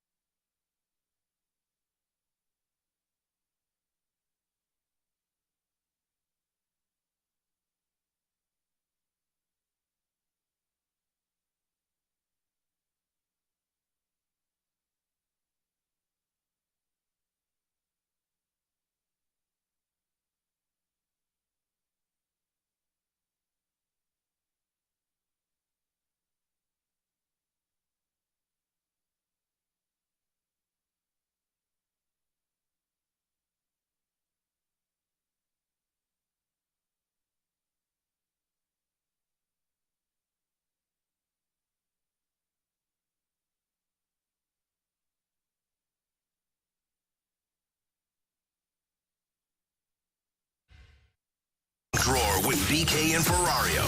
Brought to you by Fenton Bar and Grill. Best trashed wings in Missouri. Dine in, carry out, 7 days a week.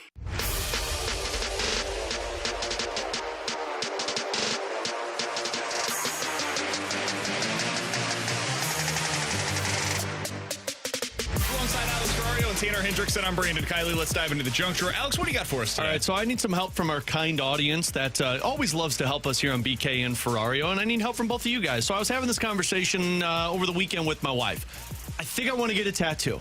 Oh. And I've never dived into this before because I always say, like, I've always wanted one, but I never know what to get. Sure. But now that I have 2 daughters, I'm like, okay, well, I get their names because that would make sense, and it's not weird. It makes sense. So. Don't you have a cross on your necklace? Yeah. So I get a cross with their names on it. That's what I wanted to do. But here's the problem. Get it on your ass. Look, man, my daughter's names does not deserve to go on my ass. Okay. All right. Your side. Your name deserves to go on my ass. I would like that. Can we set that up? I don't want to be there. Just write daddy next to it. I don't want you Just on my write body. daddy next to it. Anyway. We can do that on the show. No, we're on YouTube now. I'll bring it up. YouTube Live. Now people don't need that on YouTube. Come on now. Somebody just sent us a picture of Mo and scuba gear. It's fantastic. But he looks so angry in it. It's fantastic. Anyway, I need help. So I've always wanted to do it on like my bicep, like on the inner portion of my bicep. And I told my wife this, and I'm like, but we're going to get 2 names. So I said, rather than me just doing it on one, what if I did it on like a name on both arms? And then underneath it says, no regrets. Regrets? Have you seen them? Oh, I was thinking Rugrats, not regrets. No, close. Regrets. Anyway, Close. she immediately said no. She goes, no. I go, why? She goes, that looks tacky. I go, does it really? She goes, just do it on one. She said, put both of them on one arm. She said, that just looks weird to have both arms. So my question is, does it look tacky for me, who is a very skinny Caucasian individual who doesn't look like somebody who has tattoos, to get a tattoo on both of my inner biceps? Anybody can look like they should get tattoos. Huh. I mean, T-Bone could get a tattoo. It wouldn't surprise me at all. I'd love it if T-Bone Maybe I have a tattoo. I'd love it if T-Bone got a face tat. He got a tattoo with cinnamon on his ass. Not like the... Like the name Cinnamon? Yep. Boy, that is a bet that went awful, I would imagine. No, he wanted Fantasy it. football. So he wanted cinnamon printed on his ass. Yes, that's what he said. That's what Tanner said. He told me that 2 weeks ago. He said it in confidence, and I'm betraying that confidence right now. That's weird. It's a thing that happened. That's weird, man. You do you, man. I'm sorry. Somebody texted and said, just start working out. Yeah, but the easier thing is for me to get a tattoo that I don't need to work out for. I would say just do them both on one arm. That's what you think? Just do them on one arm? I think you do it on both. I think it's more symmetrical. And she goes, well, what if we have another kid? Because we want to try for one more at some point. And she goes, well, you have another one. I said, well, I could put that elsewhere. I mean, if you're going to do one on each arm, then you almost have to finish with an even number. Yeah, you got to have 4 kids now. Yeah. You're signed by on your both legs or both butt cheeks? Both legs. On both legs, probably. Okay. So you think it's okay to do both? Because if I do it and she sees it and doesn't like it, well, now I'm screwed. I guess one thing, though, that I'm wondering, like, are you getting the cross or are you just getting the names? I was just going to do the names. I was going to have somebody design. You can't do the cross. No, yeah. I can't do the cross. I was going to do, like, somebody just design, like, the name. It's not going to be huge, like, covering it. It's just going to be, smaller on there, but... I would workshop it a little bit, but I think you can make it work. You think you can make it work on both arms? I can, specifically, Well, yes. no, you can't. You can't. I would be happy to tattoo your arms. I think we should all do tattoos. I want a tattoo. I'm like you, though. I don't know what I want. That's the other thing. Somebody just texted and said, just a heads up, Alex, the inner bicep tattoo sucks. It's a very tender spot. I thought that one was very painful. Here's the thing, though. This is part of why I want him to do it. Everywhere you're going to get a tattoo, it's going to be painful. So that's why I'm like, I figure I'm just going to go through the pain no matter what. But somebody said, as somebody with tattoos, if you get it under your arm and you can handle it, you can get them anywhere. See, I'm not worried about the pain side of it, though. I'm more worried about it looking tacky. Say that now. I understand that. You sitting there just not. But here's the thing: it's not going to be something that takes up the entire arm, to where it's going to be a long process. Like the pain factor, yes, it's going to be there. It's going to be a long process, no matter how big it is. Right. But I mean, if we're just putting down like nothing special, just writing the name on the arm, BK could totally do that. Yeah, no, I'm not going to. Somebody said I would consider putting it on your chest instead of on your arm. That was the other thing too, but my chest is even skinnier than my biceps. Like I don't need that. You're also pretty hairy. Very true. And it just gets hairier, like the lower you go, the legs are real hairy, so I can't do that. My chest hair never grew back on the spot that you... Mine didn't either. Really? Yeah. Mine like scarred. I've got a bare patch. Katie basically told me I did that waxing very incorrectly. Yeah, she's like, first of all, you waxed the spot like three times, and you weren't supposed to do that. But okay, so I'm seeing a lot of people saying like it's going to be painful, but it doesn't look tacky. There's a couple people that say it looks tacky. So technically, you've just made this even more difficult text line. So I appreciate the effort. Coming up next, would you be open to the idea of signing 2 starters instead of signing one and trading for another? We'll talk about that next and why I'm coming around to the idea here on 101 ESPN. 101.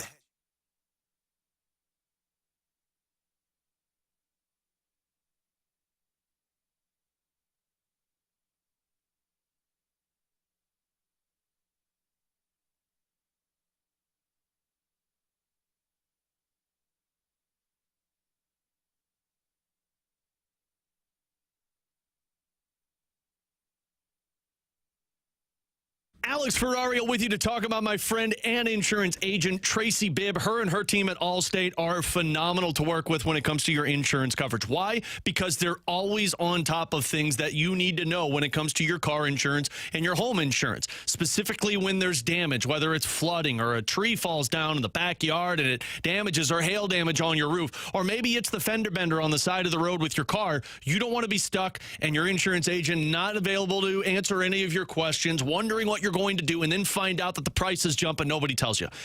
Tracy and her team are not that way. They're always communicating with you, and they're always preaching it's not a matter of if something happens, it's when it happens. And when something happens, Tracy and her team are there to fix it for you. So give her a call today. Super simple. You get a free non-committal quote. Tracy will walk you through everything that you need to know to switch over your insurance. Just tell her you heard me talk about it on 101 ESPN. 314-328-4260. That's 314-328-4260. It's no fib. You're always in great hands with the Bibb.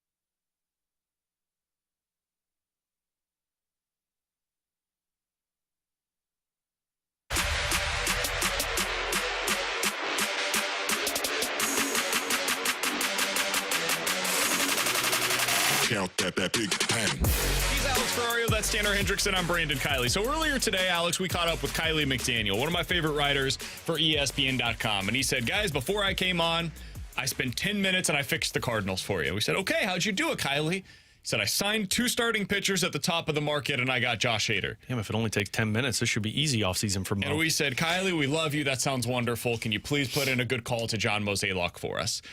The reason why I bring that up, and by the way, if you missed any of our conversation with Kiley McDaniel, check it out on the podcast page after the show today at 101ESPN.com or the free 101 ESPN app. It's presented by Dobbs Tire and Auto Centers. Alex, I think I've convinced myself that the best course of action for the Cardinals this offseason is not to trade for a starter, but instead to go ahead and sign 2 of them. I would rather, even if it means the qualifying offer is attached to one of those players. Like you sign Aaron Nola, for example, and Yamamoto, the 25-year-old starter that's coming over from Japan. Those are the 2 guys that you target at the front end of your rotation. So you're giving up the second-round pick for Nola, and you're probably signing them for a combined $45 to $50 million. I would rather do that and give up the second-round pick than give up Gorman, Donovan, or Nootbaar for one of the pitchers that we've been talking about, like one of the back-end guys from Seattle, one of the back-end guys from Miami, etc. I would rather go get the proven starter because I don't know what Brian Wu is going to be 3 years from now or even next year. I don't know what Edward Cabrera is going to be next year. I don't know what any of these guys are going to be, honestly. Even my boy Clark Schmidt. Now, if I could get him for Dylan Carlson, would I take him as my number 5 starter over Dakota Hudson? Yeah, I would. But if it's going to cost me going out there and trading like one of my big-time bats for one of these number 2, probably closer to 3 or 4 starters, I think I would rather just go get Aaron Nola.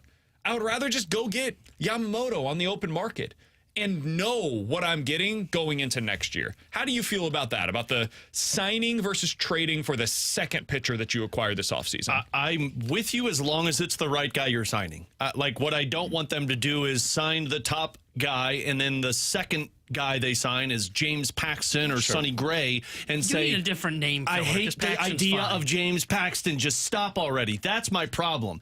If you're getting a 1 and 2, I'm A-okay with you doing that, and especially like the Yamamoto is best case scenario because you're not only signing a guy who could be your number 2, but you're signing a young guy that you're going to have control over for the next 5 years as a number 2. Let's go about this way. Let's say Yamamoto's the guy they sign no matter what because he is scot-free. You don't have to give up a second-round pick for him. You're signing Yamamoto this offseason. Yeah. He is your first option into the free agent market.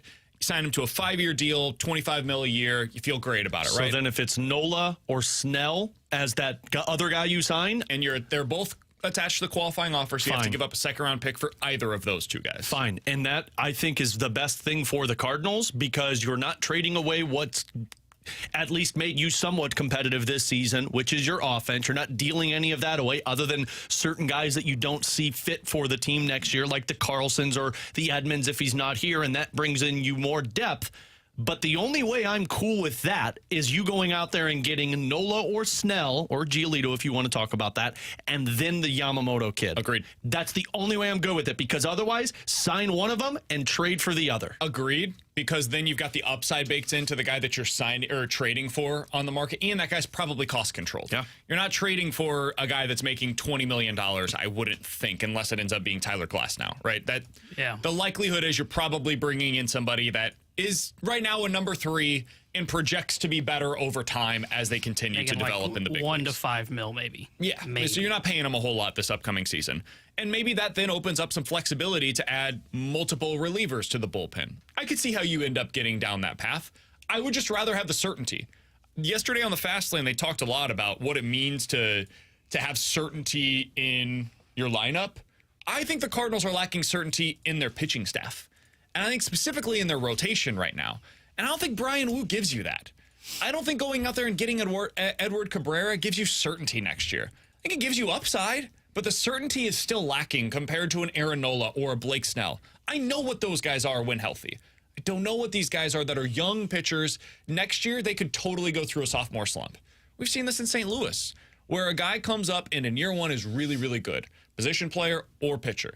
Year 2, there's some struggles that take place. The league now has a little bit more film on them. They've adjusted. They know what to expect out of him. And year 2 is some learning curve there. So I would rather go down this route of finding a way to get the stud guy that's at the front end of my rotation. There is this question, though, and I think it's a fair one. From the 980. Guys, I'm with you on signing a pitcher instead of trading for one, but then you still have a logjam in the outfield and at DH that you have to clear up. Agreed. And what I'm doing there, if I end up going that path of finding my number 1 and 2 starters via free agency, is trading for upside guys that are in the lower minors. I know that sounds scary, and it is scary to trade like Tyler O'Neill or Dylan Carlson for lottery tickets, but you could get something a little better, maybe higher upside, by trading them for guys that are further away from the big leagues than by trading them for somebody that is currently in the big leagues. You're not getting much for Tyler O'Neill on a one-year deal. You're not getting a ton right now for Dylan Carlson with the way that he's hit over the last 2 seasons. It's just not happening.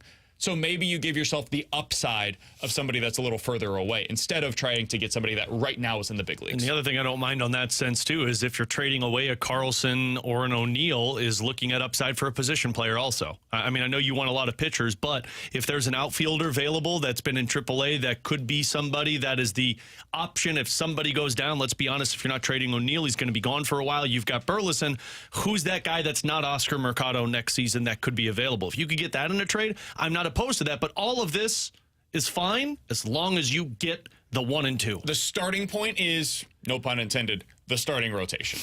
Yeah, and I would still be open, and I don't think they would do this, but I would still be open to, if you sign that 1 and 2, like you said, Yamamoto and who's the other one you said? Snell, Giolito, someone like that. One of those you guys. make those 2 signings, I would still be open to conversations of moving one of your core position players to go get a guy that has the upside of a 3. Oh, interesting. Because I think you load up that rotation. I mean, if you have a rotation where, sure, let's say you part with, I'm going to use Nootbaar's name here, and look, that opens a hole in the outfield. But again, it's one of those works out of snowball effect. Here, but I'm curious your thoughts on it. The reason I would do it, I mean, I've got a front-end rotation of Snell.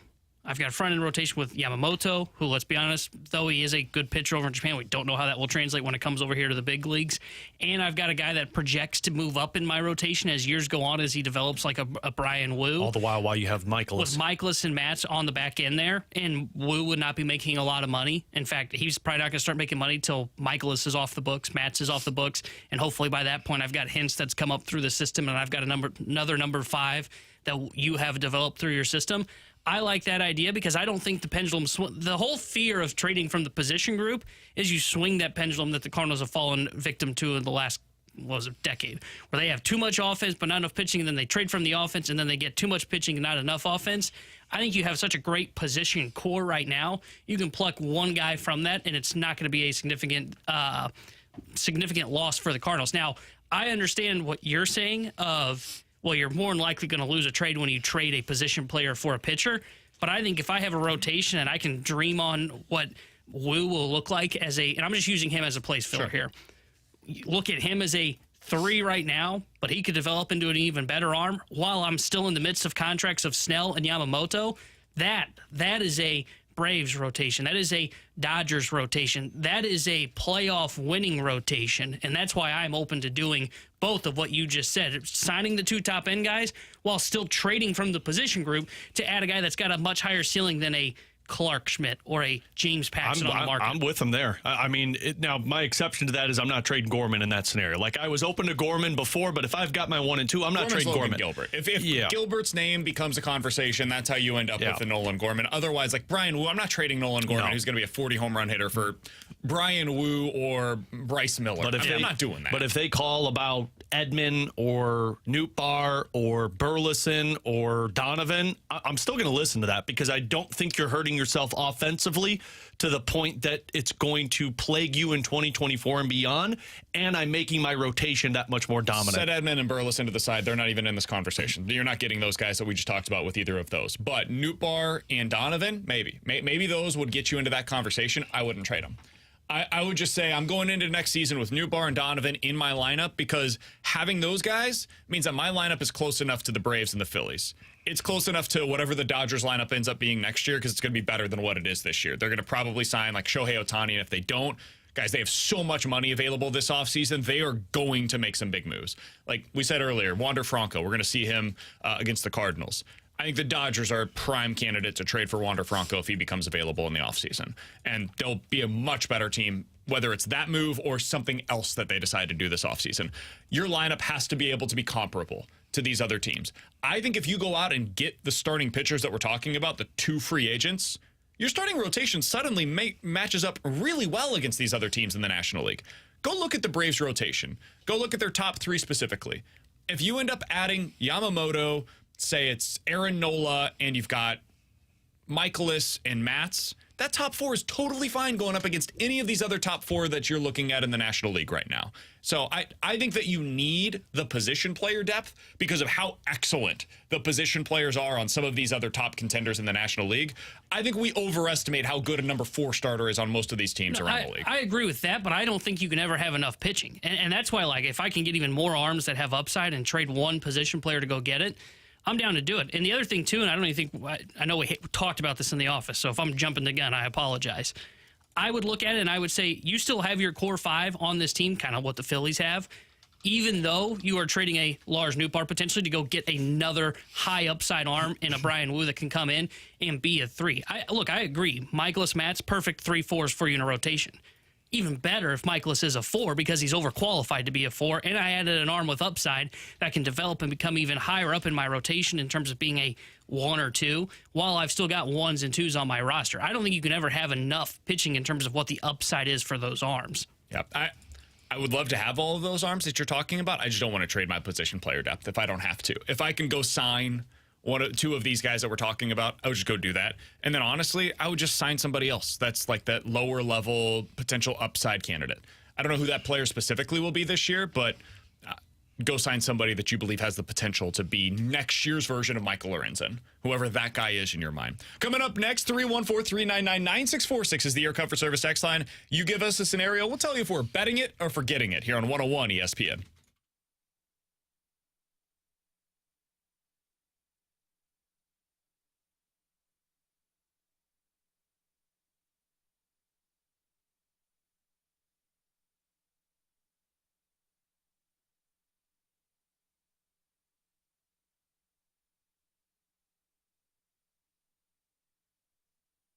Alex Ferrario with you to talk about my friends at Rhino Shield. Look, plenty of businesses around the St. Louis area have made the right decision to use Rhino Shield. Grillmaster Tony in St. Louis, Rhymes Heating and Cooling in South County, Dorset Square Shopping Center in Maryland Heights, heck, even out by me in High Ridge, Gravois Village Shopping Center have all made the decision to call Rhino Shield. Now, why is it the right decision? Because it needed an update. It needed a facelift. It needed a new look on the exterior with the siding looking worn down, with the brick looking water damage. It looks old, and you don't want your commercial business to look old when customers are coming by or even just driving by. You want it to look fresh. That's what Rhino Shield does. They come with a 25-year transferable warranty, and it adds that instant curb appeal. So you know that when Rhino Shield does the work for your business or your home, it's going to be protected. It's 100% waterproof. It deflects 90% of the UV rays. It cures 8 to 10 times thicker than any other paint that you're going to buy over the counter. They've been featured on HGTV show Curb Appeal 3 separate times. They have a A+ Better Business Bureau rating. What more can you ask for? So call Rhino Shield, have Darren come out, give you a free estimate, and fall in love with Rhino Shield like I did. 877-25-RHINO, 877-25RHINO.com.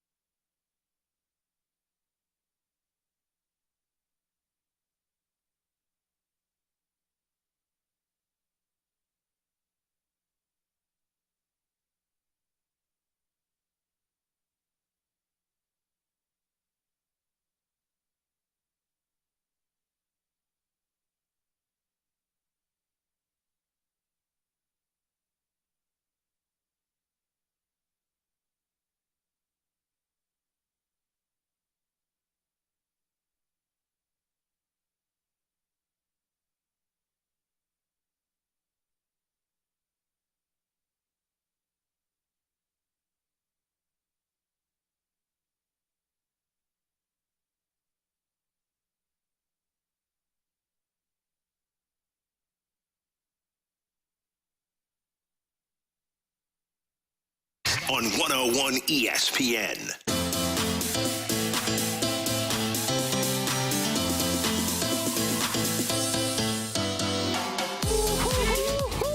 Three 399-9646 is the Air Comfort Service text line for bet it or forget it. Guys, bet it or forget it. Aaron Nola is a Cardinal in 2024. I'll say bet it. I think he's the most likely one that they'll be able to acquire via free agency. I'm just not sure you're going to be able to get Blake Snell unless you really overpay. Lucas Giolito seems to be a coast kind of player, and maybe Aaron Nola is, but he seems like the most likely one. And if a team comes calling when you're 31 years old, willing to give you 5+ years, I think Aaron Nola takes that. Can I have you hold me to something? Oh boy. No, I don't want to touch you, man. I'm going to be excited if they sign Aaron Nola. Oh no, you're not. Don't let me veer from that. Yeah, don't do the match where it's like, yeah, he's You'll cool. complain. No, this will be different. This would be the biggest free agent signing they've ever made. I'm going to be excited about it. I mean, so you went to the market. If they sign Aaron Nola, they deserve credit for that. Hell yeah. Now, it's not exactly the profile that we all thought that they would go out there and get. Shocker. But I don't know if that player is even ever available. Blake Snell. I mean, he is. If you want swing and miss, there's nobody better in Major League Baseball other than Spencer Strider. Then I gotta hear when it comes to swing and miss. miss. Then I got to hear people whine about all of his walks and the 5 innings and all of that. Like I get it. But if they sign Aaron Nola, I'll be excited about it because he's a really good pitcher, man. I can have my questions about is he a 1, is he a 2? He's a really good starting pitcher that helps you immensely going into next season. What would you be more excited about? I'm gonna bet it. By the way, I think Aaron Nola, just spending a few weeks thinking about this, makes the most sense for the Cardinals. What would you be more excited about, Nola signing or Yamamoto signing? I think you could dream more about Yamamoto, about especially what he for can 25. be. Because we've seen what Kodai Senga has been for the Mets this year. It's been really good for them. Like, if you get a guy that projects to be better than Kodai Senga, which apparently he does, and Kodai Senga has a 3.2 ERA this year, that's a number 1. So I think it's more exciting for Yamamoto because of what's left upside-wise there. And he's 25 years old. That's the other thing. Nola will be 31 next year. That's what I want from them, too. Sign a 2 who could be a number 1. Yeah. I think that is the best case. Like, if you could tell me you could sign any 2 pitchers, any combination of 2 pitchers on the market this year, it's Yamamoto and Nola. See, that could be my top 2. I would probably be more excited about the Nola signing because I know what Nola is. And though, like... This goes classic case of me and T-Bone looking at floor versus ceiling. Always dreaming about what the upside is, and then me always Except looking for at the Zach floor. Thompson. Yeah, or Carlson. Or anybody else in the minor leagues. You only dream on like 1 or 2 players, actually. Or Luke and Baker. What do you mean? Yeah, not looking at the upside of those guys. Those are the guys that you dream on here. Gorman. Walker. No, you tried to trade Gorman last year, though. Yeah, you did try to trade Gorman in the offseason for a catcher. I tried to get a Sean Murphy, guys. You considered moving on from Walker, too. But no, I would be. No, I didn't. Yeah, you did. Yeah. I said, who would you trade Walker for? And then we all decided, like, Spencer Strider, and that's it. I said nobody. Me too. You did make it very clear that it was nobody. I would forget it. I don't think they're going to sign Nola. I think he probably is their favorite target. I'm still remembering his answer for that. Who would you trade Jordan Walker for? Nobody! I'll forget it. I don't think Nola will be the target because he's got the QO. And I think the QO is going to push them away from Nola and Snell. Well, then you're going to get Lucas Giolito and James Paxton. I will be excited about Giolito. He's been my target since, the first month of the season? Can't wait for those 9 earned runs in 3 innings that he gives up. Alex, what do you got for bet it or forget it? Bet it or forget it. The Cardinals miss out on signing a top pitcher, or the Blues decide to not trade any of their defensemen. I'm playing bet it or forget it. You totally forgot. Oh, yeah, I did. I only need one scenario here. Okay, bet it or forget it. The Cardinals miss out on one of the starting pitchers. Bet it. It's a Cardinals move. Or they were involved. Is it a Cardinals move, or does the pitcher say, I'm not coming to St. Louis? When you say this, you're saying that the best pitcher they sign is in what category? Tier 2, I'm Sonny assuming. Gray. I'm forgetting it. I think they're going to sign somebody better than that. But what if the pitcher doesn't come? What if the pitcher says no? What if you get 3 guys that say no? Then they failed. You got to offer enough money. Like, you got to get stupid with this, man. Ooh. You got to be willing to pay what makes you want to throw up. You got to get to that puke point that they always talk about. And if you can't, then you got to offer everything in order to get a number 1 or 2 starter this offseason. Like, now you have to make the Godfather offer that makes the Mariners say no. You got to make the Godfather offer that you go to the Guardians with and make, like, BB say no. For them to say no about BB. Like, that's what you got to do. So it's easier to make that happen on the free agent market where it's just about dollars. I'm forgetting it. I think they're going to get one of those top-end starters this offseason. I really do believe it. I'm going to bet it. I can't. I want to buy in so much, but they got to do it first. And that's the thing is they always kind of settle for that second tier when it comes to pitching. And though they've said they want to change the model, the fact that they are looking at Nola potentially as the top target, which I think is happening. Yeah, sure, you change the model a little bit, but he fits kind of more as what Michaelis is. So that's not changing the model that much to me. That's kind of adjusting the model. So I'm going to bet it. I can see where they totally miss out with one of the top arms and they settle for the second tier. I'm forgetting it. They're getting one. T-Bone?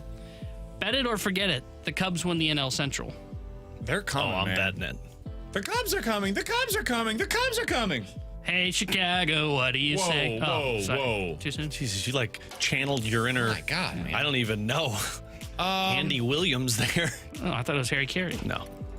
He didn't sound like him. I guess I'm going to bet this. I can't believe I'm saying it.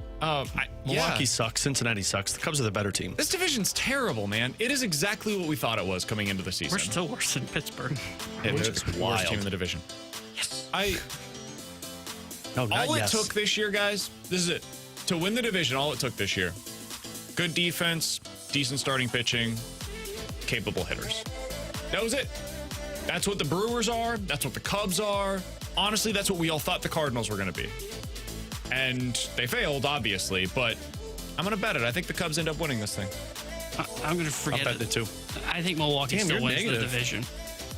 Milwaukee's got the pitching. Their offense is blah, but they've got a good bullpen.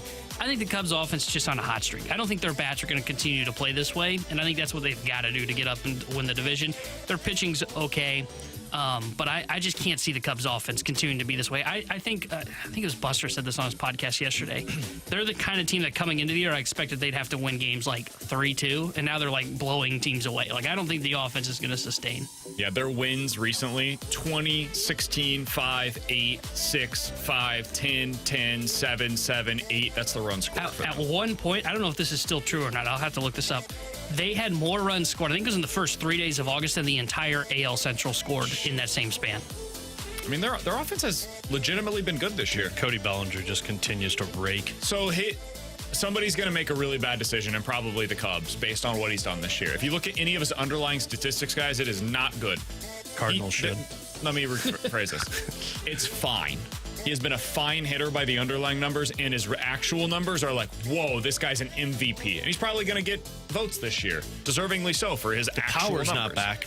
It's not. Power's not back for him, but, I mean, he's hitting the ball hard. They've scored the third most runs in the National League this year. The only teams in the American League that have scored more runs than the Cubs this year are the Rangers and the Rays. Cubs baffling. Never mind. Cubs are no longer this. They were the only team that had a positive run differential in the NL Central. Now the Brewers are right there. Yeah, plus Cardinals are getting there too, right?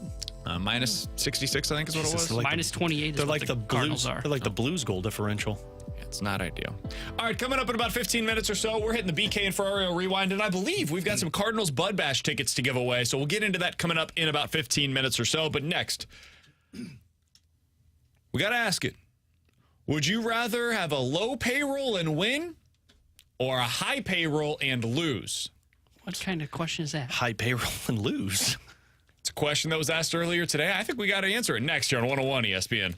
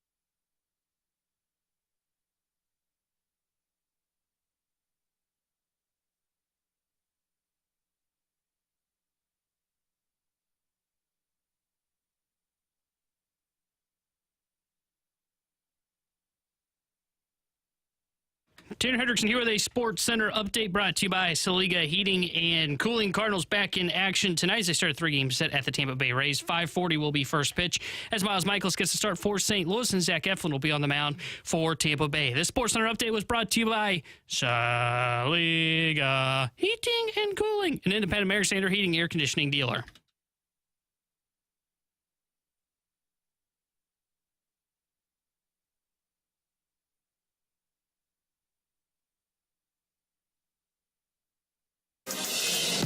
Would you rather have your team load up with a massive payroll like the Mets did this year or the Padres have done this year?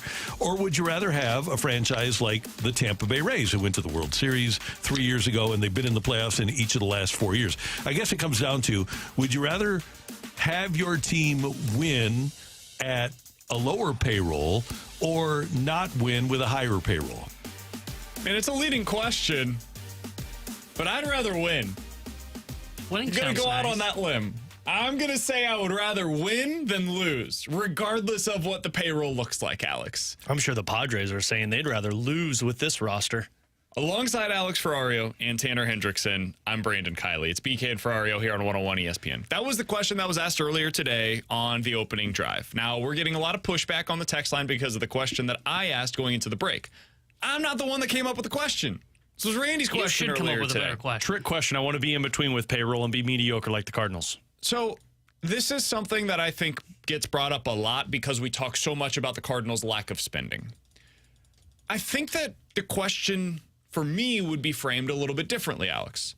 The Cardinals are never going to be spending at the top of the market. They're not going to be the Dodgers. They're not going to be the Mets. They're not going to be the Yankees or the Phillies. They're not going to be in the top 5 on any year. Well, then what's the point of this offseason then? To get to like 7 to 10.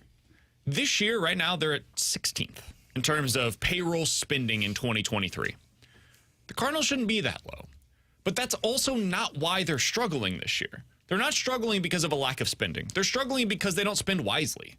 When they do go out to the market and they spend on players, they're bad at it, man. We've talked ad nauseum about their free agent failures. When the Rays go to market, they get Zach Eflin. Zach Eflin made nothing this year, man. He didn't get a big-time contract, but they're getting the most out of him. We don't talk a whole lot about some of the other mid-tier starting pitchers, like the Rangers. They went out and they, signed Jacob deGrom. They also made some pretty good signings over the last couple of years with John Gray. They bring in Andrew Heaney this year, who's been really solid for them. Nathan Eovaldi made $17 million a year over a couple-of-year deal. It's a really good signing by the Rangers. It's not about going out there and spending $300 million on your payroll. But going into this offseason, it is about signing the right players. And for the Cardinals this offseason, that requires them to spend. It doesn't mean you have to go get Shohei Ohtani and Aaron Nola and Aaron Judge last year. But when you have a serious need, you go get a guy that actually fills that need and prevents those question marks from being asked.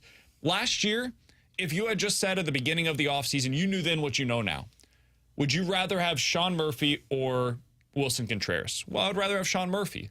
That's the quote-unquote cheap option, but it's also super expensive in terms of the prospects capital that you got to give up. You got to give up Aaron Nola. You got to give up Lars Nootbaar. So to answer the question directly, would I rather have a low payroll and win or a high payroll and lose? Well, I'd obviously rather do whatever it takes to win. And this offseason, what it appears to require of the Cardinals in order to win is to improve or increase their payroll. And see, to me, you can't be the Rays. As much as you want to be the Rays, the Rays are a special breed. The Rays have a unique ability to identify talent that they can get the best out of. And to me, it's just an area that the Cardinals struggle with in terms of the younger players. Like the veterans, we talked about this. You could go out there and locate those guys and bring them in and have success.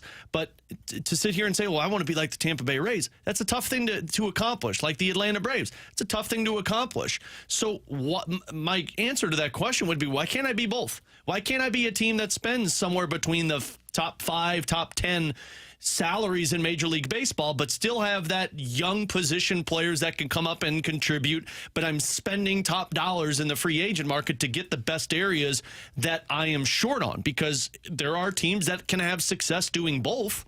Yeah, and I think that's the Rangers, by the way. The Rangers are that team that you're talking about. Yeah, and I think the Cardinals can be that team that you're talking about, where I've said this multiple times, where They are so good at developing. The pitching has been a little iffy recently, but they are so good at developing those position players that aren't superstars. They're good at developing the complementary pieces, and I think they can do that on the pitching side too.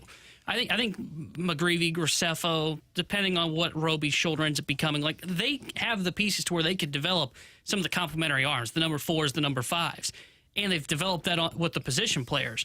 If you can't develop the superstar, that's where you go in free agency and spend, and that's where you get to that like 7 to 10 in payroll. And I think that's where they are right now, where they haven't been able to develop any pitching. It's created such a big hole, but they've done a really good job developing position players. Well, how do you supplement that to where the position players you're going to have a great offense and also have good pitching? You're going to increase your payroll to get to the spot that we're talking about. So I think they can do both. It's just a matter of, are they going to be willing to go out there and do what you said, I can't remember either. Go snorkeling or scuba diving. Yeah, scuba diving over snorkeling. Yeah, Michael Gersh just wants Mo to put that gear on, put that tank on your back, Mo, and dive it. And the other factor into this too is, like, you look at the Phillies. The Phillies are the prototypical team that spends all of the money to compete. The Padres. Look at the division that they're in. Look at the teams they got to go up against. The Padres have to deal with the Dodgers and the Giants every season. The Phillies got to deal with the Braves. Whereas the Cardinals, if you're a top 5, top 7 team in Major League Baseball's payroll, you should be competing with all of these teams in your division because they're not those teams. So the other thing is, like, we view the Padres as this massive failure this season, right? Just an unbelievable failure. If the Cardinals had the same record today that the Padres have, the Cardinals would be like 5 games out of first place in their division. And we'd be super pumped because look at the roster that they have. Yeah, if they had, for example, the same exact record today that the Yankees have, you know where they'd be in the Cardinals division currently? Wouldn't they be second? They would be exactly where the Cubs are. And we just all talked about whether or not the Cubs can win this division. So, like, as disappointing as it's been for those teams this year that are spending a ton of money and not getting the results that they paid for, and I would never argue that they have. They haven't. They've failed. They're still way better than the Cardinals are right now.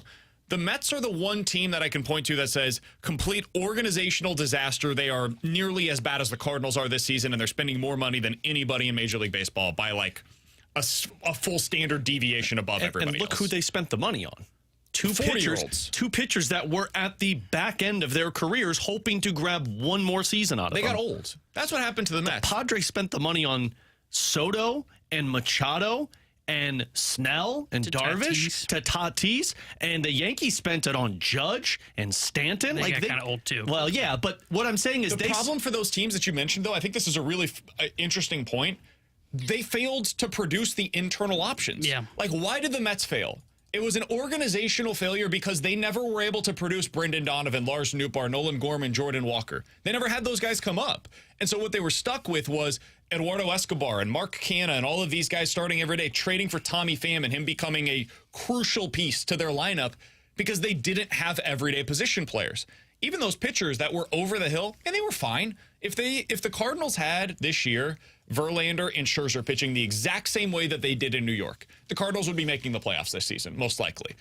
The problem for them was that they didn't produce what the Cardinals have internally. The same thing was true for the Yankees. To a degree, the same thing is true for the Padres. They haven't produced a whole lot of internal talent All these teams recently. are top heavy. Exactly. And the problem that it becomes is you've got all that talent, but you don't have that, what I was just saying, where the Cardinals can supplement it through their system, where they may not develop the superstar. I mean, the Cardinals are starting to get there with their bats and Gorman, Walker. We'll see where those guys go, and maybe Tink Hits on the pitching side. But what's the one thing that the Cardinals have been good at since I've been alive, really, is they've been great at developing those complementary pieces that can come off the bench, start in a pinch. And that's what the Mets, the Padres, the Yankees have not been able to do. Here's the other thing, too. Like, if I'm a Padres fan, yeah, this season sucks and I'm probably upset, but it's not like I'm pissed off at the organization because that roster that they have is as exciting as any roster is out there in terms of next year. Next year is going to be a year I expect the team to go win a World Series again because you got Soto and Machado and Tatis, and I know that they're going to spend. So, I mean, I can't be upset about it. Yeah, I want to win more, but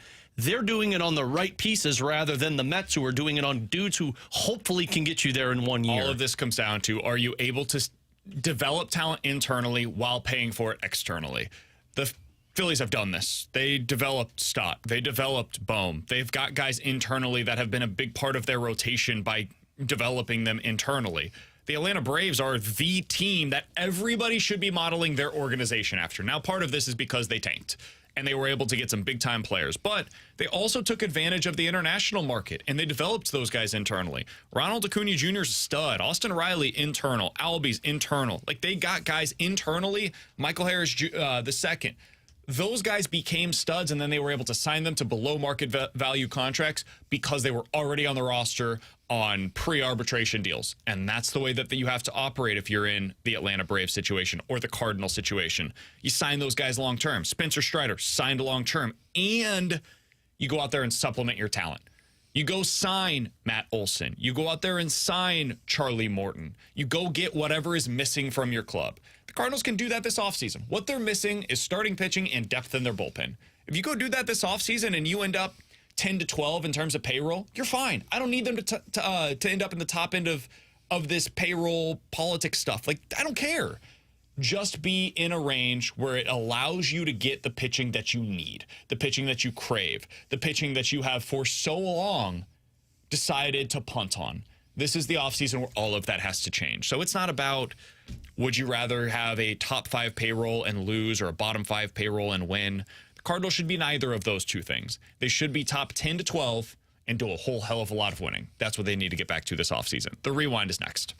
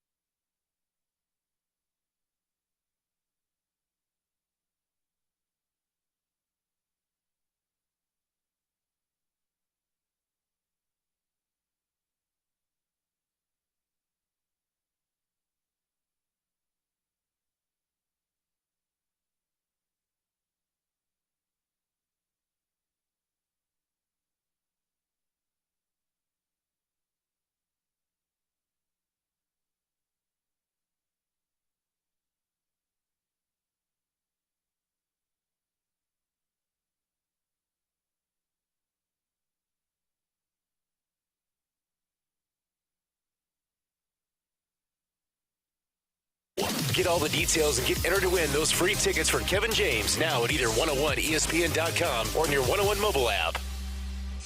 We're right back to more of it. It's BK and Ferrario live from the Car Shield studio on 101 ESPN. Brought to you by Stewart's American Mortgage. Google the Bagel Loan, featuring 0 fees and 0 closing costs.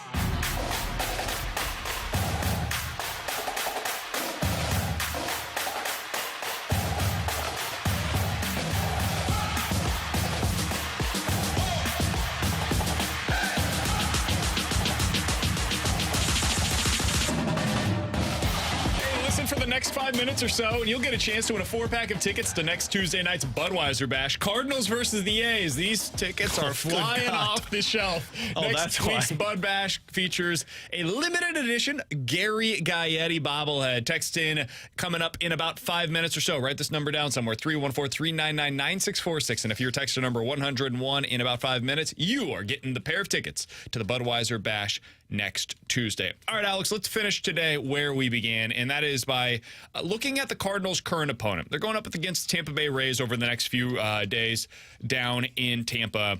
And tonight the Rays have Zach Eflin on the mound. Eflin, to me, Alex, represents something that the Cardinals should take into consideration this offseason. He last year was replaced in the rotation by the end of the year in Philadelphia. He had been a stalwart in their rotation for previous seasons and was incredibly average. Looked like a number 3, probably more like a number 4 starter for most teams. Around a 4 ERA. This season, he's gone down to Tampa Bay. They've fixed a couple of things with him, and now suddenly he's a legitimate number 2 or 3 starter. He's got a 3.4 ERA on the season, and Tampa does what they've always done, and they make a guy into the best possible version of themselves. That's what the Cardinals need to do this offseason. I think it more applies to the bullpen than it does in their rotation, but they need to target 2 or 3 pitchers this offseason that other teams don't view as being as valuable as what the Cardinals do, and they need to be right on them. The Rays were right on Zach Eflin. That's what matters. It doesn't matter what you pay him. Doesn't matter where you get him from. Free agent, trade, whatever. Be right on the guys that you go out there and acquire. That's what the Rays are more often than not. I want them to do that in trades. Target those guys in trades, because what I want them to do is target the guys via free agency that everybody values. But you're the team that goes above the rest. Like Yamamoto, that's a player that I would imagine a lot of teams are going to be calling to find out if they are in the running for. You should be one of the first teams that's making that phone call. Nola, Snell, Giolito, everybody's going to want these guys. Go get them, because that's what the top teams, the Phillies, that's what teams like the Yankees, the Dodgers, the Giants, that's what they're going to be doing. But what I want you to do to emulate the Tampa Bay Rays is go target those types of pitchers that you're talking about that might have fallen out of grace in certain teams or might just be undervalued elsewhere. Go trade Dylan Carlson for that player. Absolutely. Go trade Tommy Edman for that player. So they do that too. They did that with Tyler Glasnow, Drew Rasmussen, Aaron Savali. Those guys were all brought into their rotation because of trades that they made previously. They just traded a top 100 prospect for Aaron Savali at the deadline this year. Go find your Aaron Savali, whoever that guy is on the market, and trade like Alec Burleson for them, for example. Drew Rasmussen, they got him in a deal where they sent Willy Adames to the Brewers because they had somebody internally in Wander Franco that was going to take Willy Adames' job. So you've got a surplus there, trade from it. Cardinals have that in the outfield right now. They got Tyler Glasnow when they decided, you know what, Chris Archer, we're going to trade you up to Pittsburgh. We're going to go ahead and get Tyler Glasnow as part of our rotation. They got Austin Meadows in that deal as well. Didn't work there. Worked out with Tyler Glasnow. Those are the kinds of deals that the Cardinals need to be looking at this offseason. Yeah, and I think where you're looking at that is at that number 4 spot in the rotation, where you're looking to improve above Steven Matz and kind of fall right behind Miles Michaelis. And I think that's in that trade that you're talking about, whether it's trading Carlson or if it's trading a top 100 prospect to go get a Aaron Savali type, or it is looking at free agency and looking for the guy that you just said, like a who's starting tonight again for Tampa Bay? Zach Eflin. Zach Eflin, thank you. I had a Valdi in my head for some reason. Eflin, by the way, I want to be clear here. If you sign a guy like Zach Eflin, it's to replace Liberator or Hudson or McGreevy. It's to replace that 5th starter in your rotation. This is not taking place of Aaron Nola or Yamamoto. Like, This is to be at the back end of your rotation, and maybe they improve from what you were expecting out of them and pitch like a number 3, and they jump over Steven Matz in your playoff rotation. Yeah, and I agree with you. I think that's what that 4 spot, I would prefer they not go into the next season saying, all right, Matz is our 4, and we have an internal competition for 5, even if that means they're spending big on 1 and 2. I still think you should go into the season with Matz as the 5 and look for more certainty at 4, whether it is signing someone or it is trading for someone to bring in and add that certainty and pull off a Rays-type move. Cardinals back in action tonight down at the Trop in Tampa Bay. Looking forward to watching that one this evening. The Fast Lane will have the lineup game coming up at 2 o'clock, but right now is your chance to win a 4-pack of tickets to next Tuesday night's Barn Burners between the Cardinals and the A's. You can find details for that game at cardinals.com/promotions, or you can tell us, what did Alex say that Mo and Gersh should be wearing in their office this offseason? There was a specific set of outfits that those two would be wearing. If you're texting number 101 at 314-399-9646 with the correct answers only to that question, you're going to next Tuesday's Budweiser Bash between the Cardinals and the A's. For Alex and T-Bone, I'm BK. We'll talk to you guys tomorrow. Fast Lane's coming up next. I'd love it if T-Bone got a face tap. He got a tattoo with cinnamon on his ass.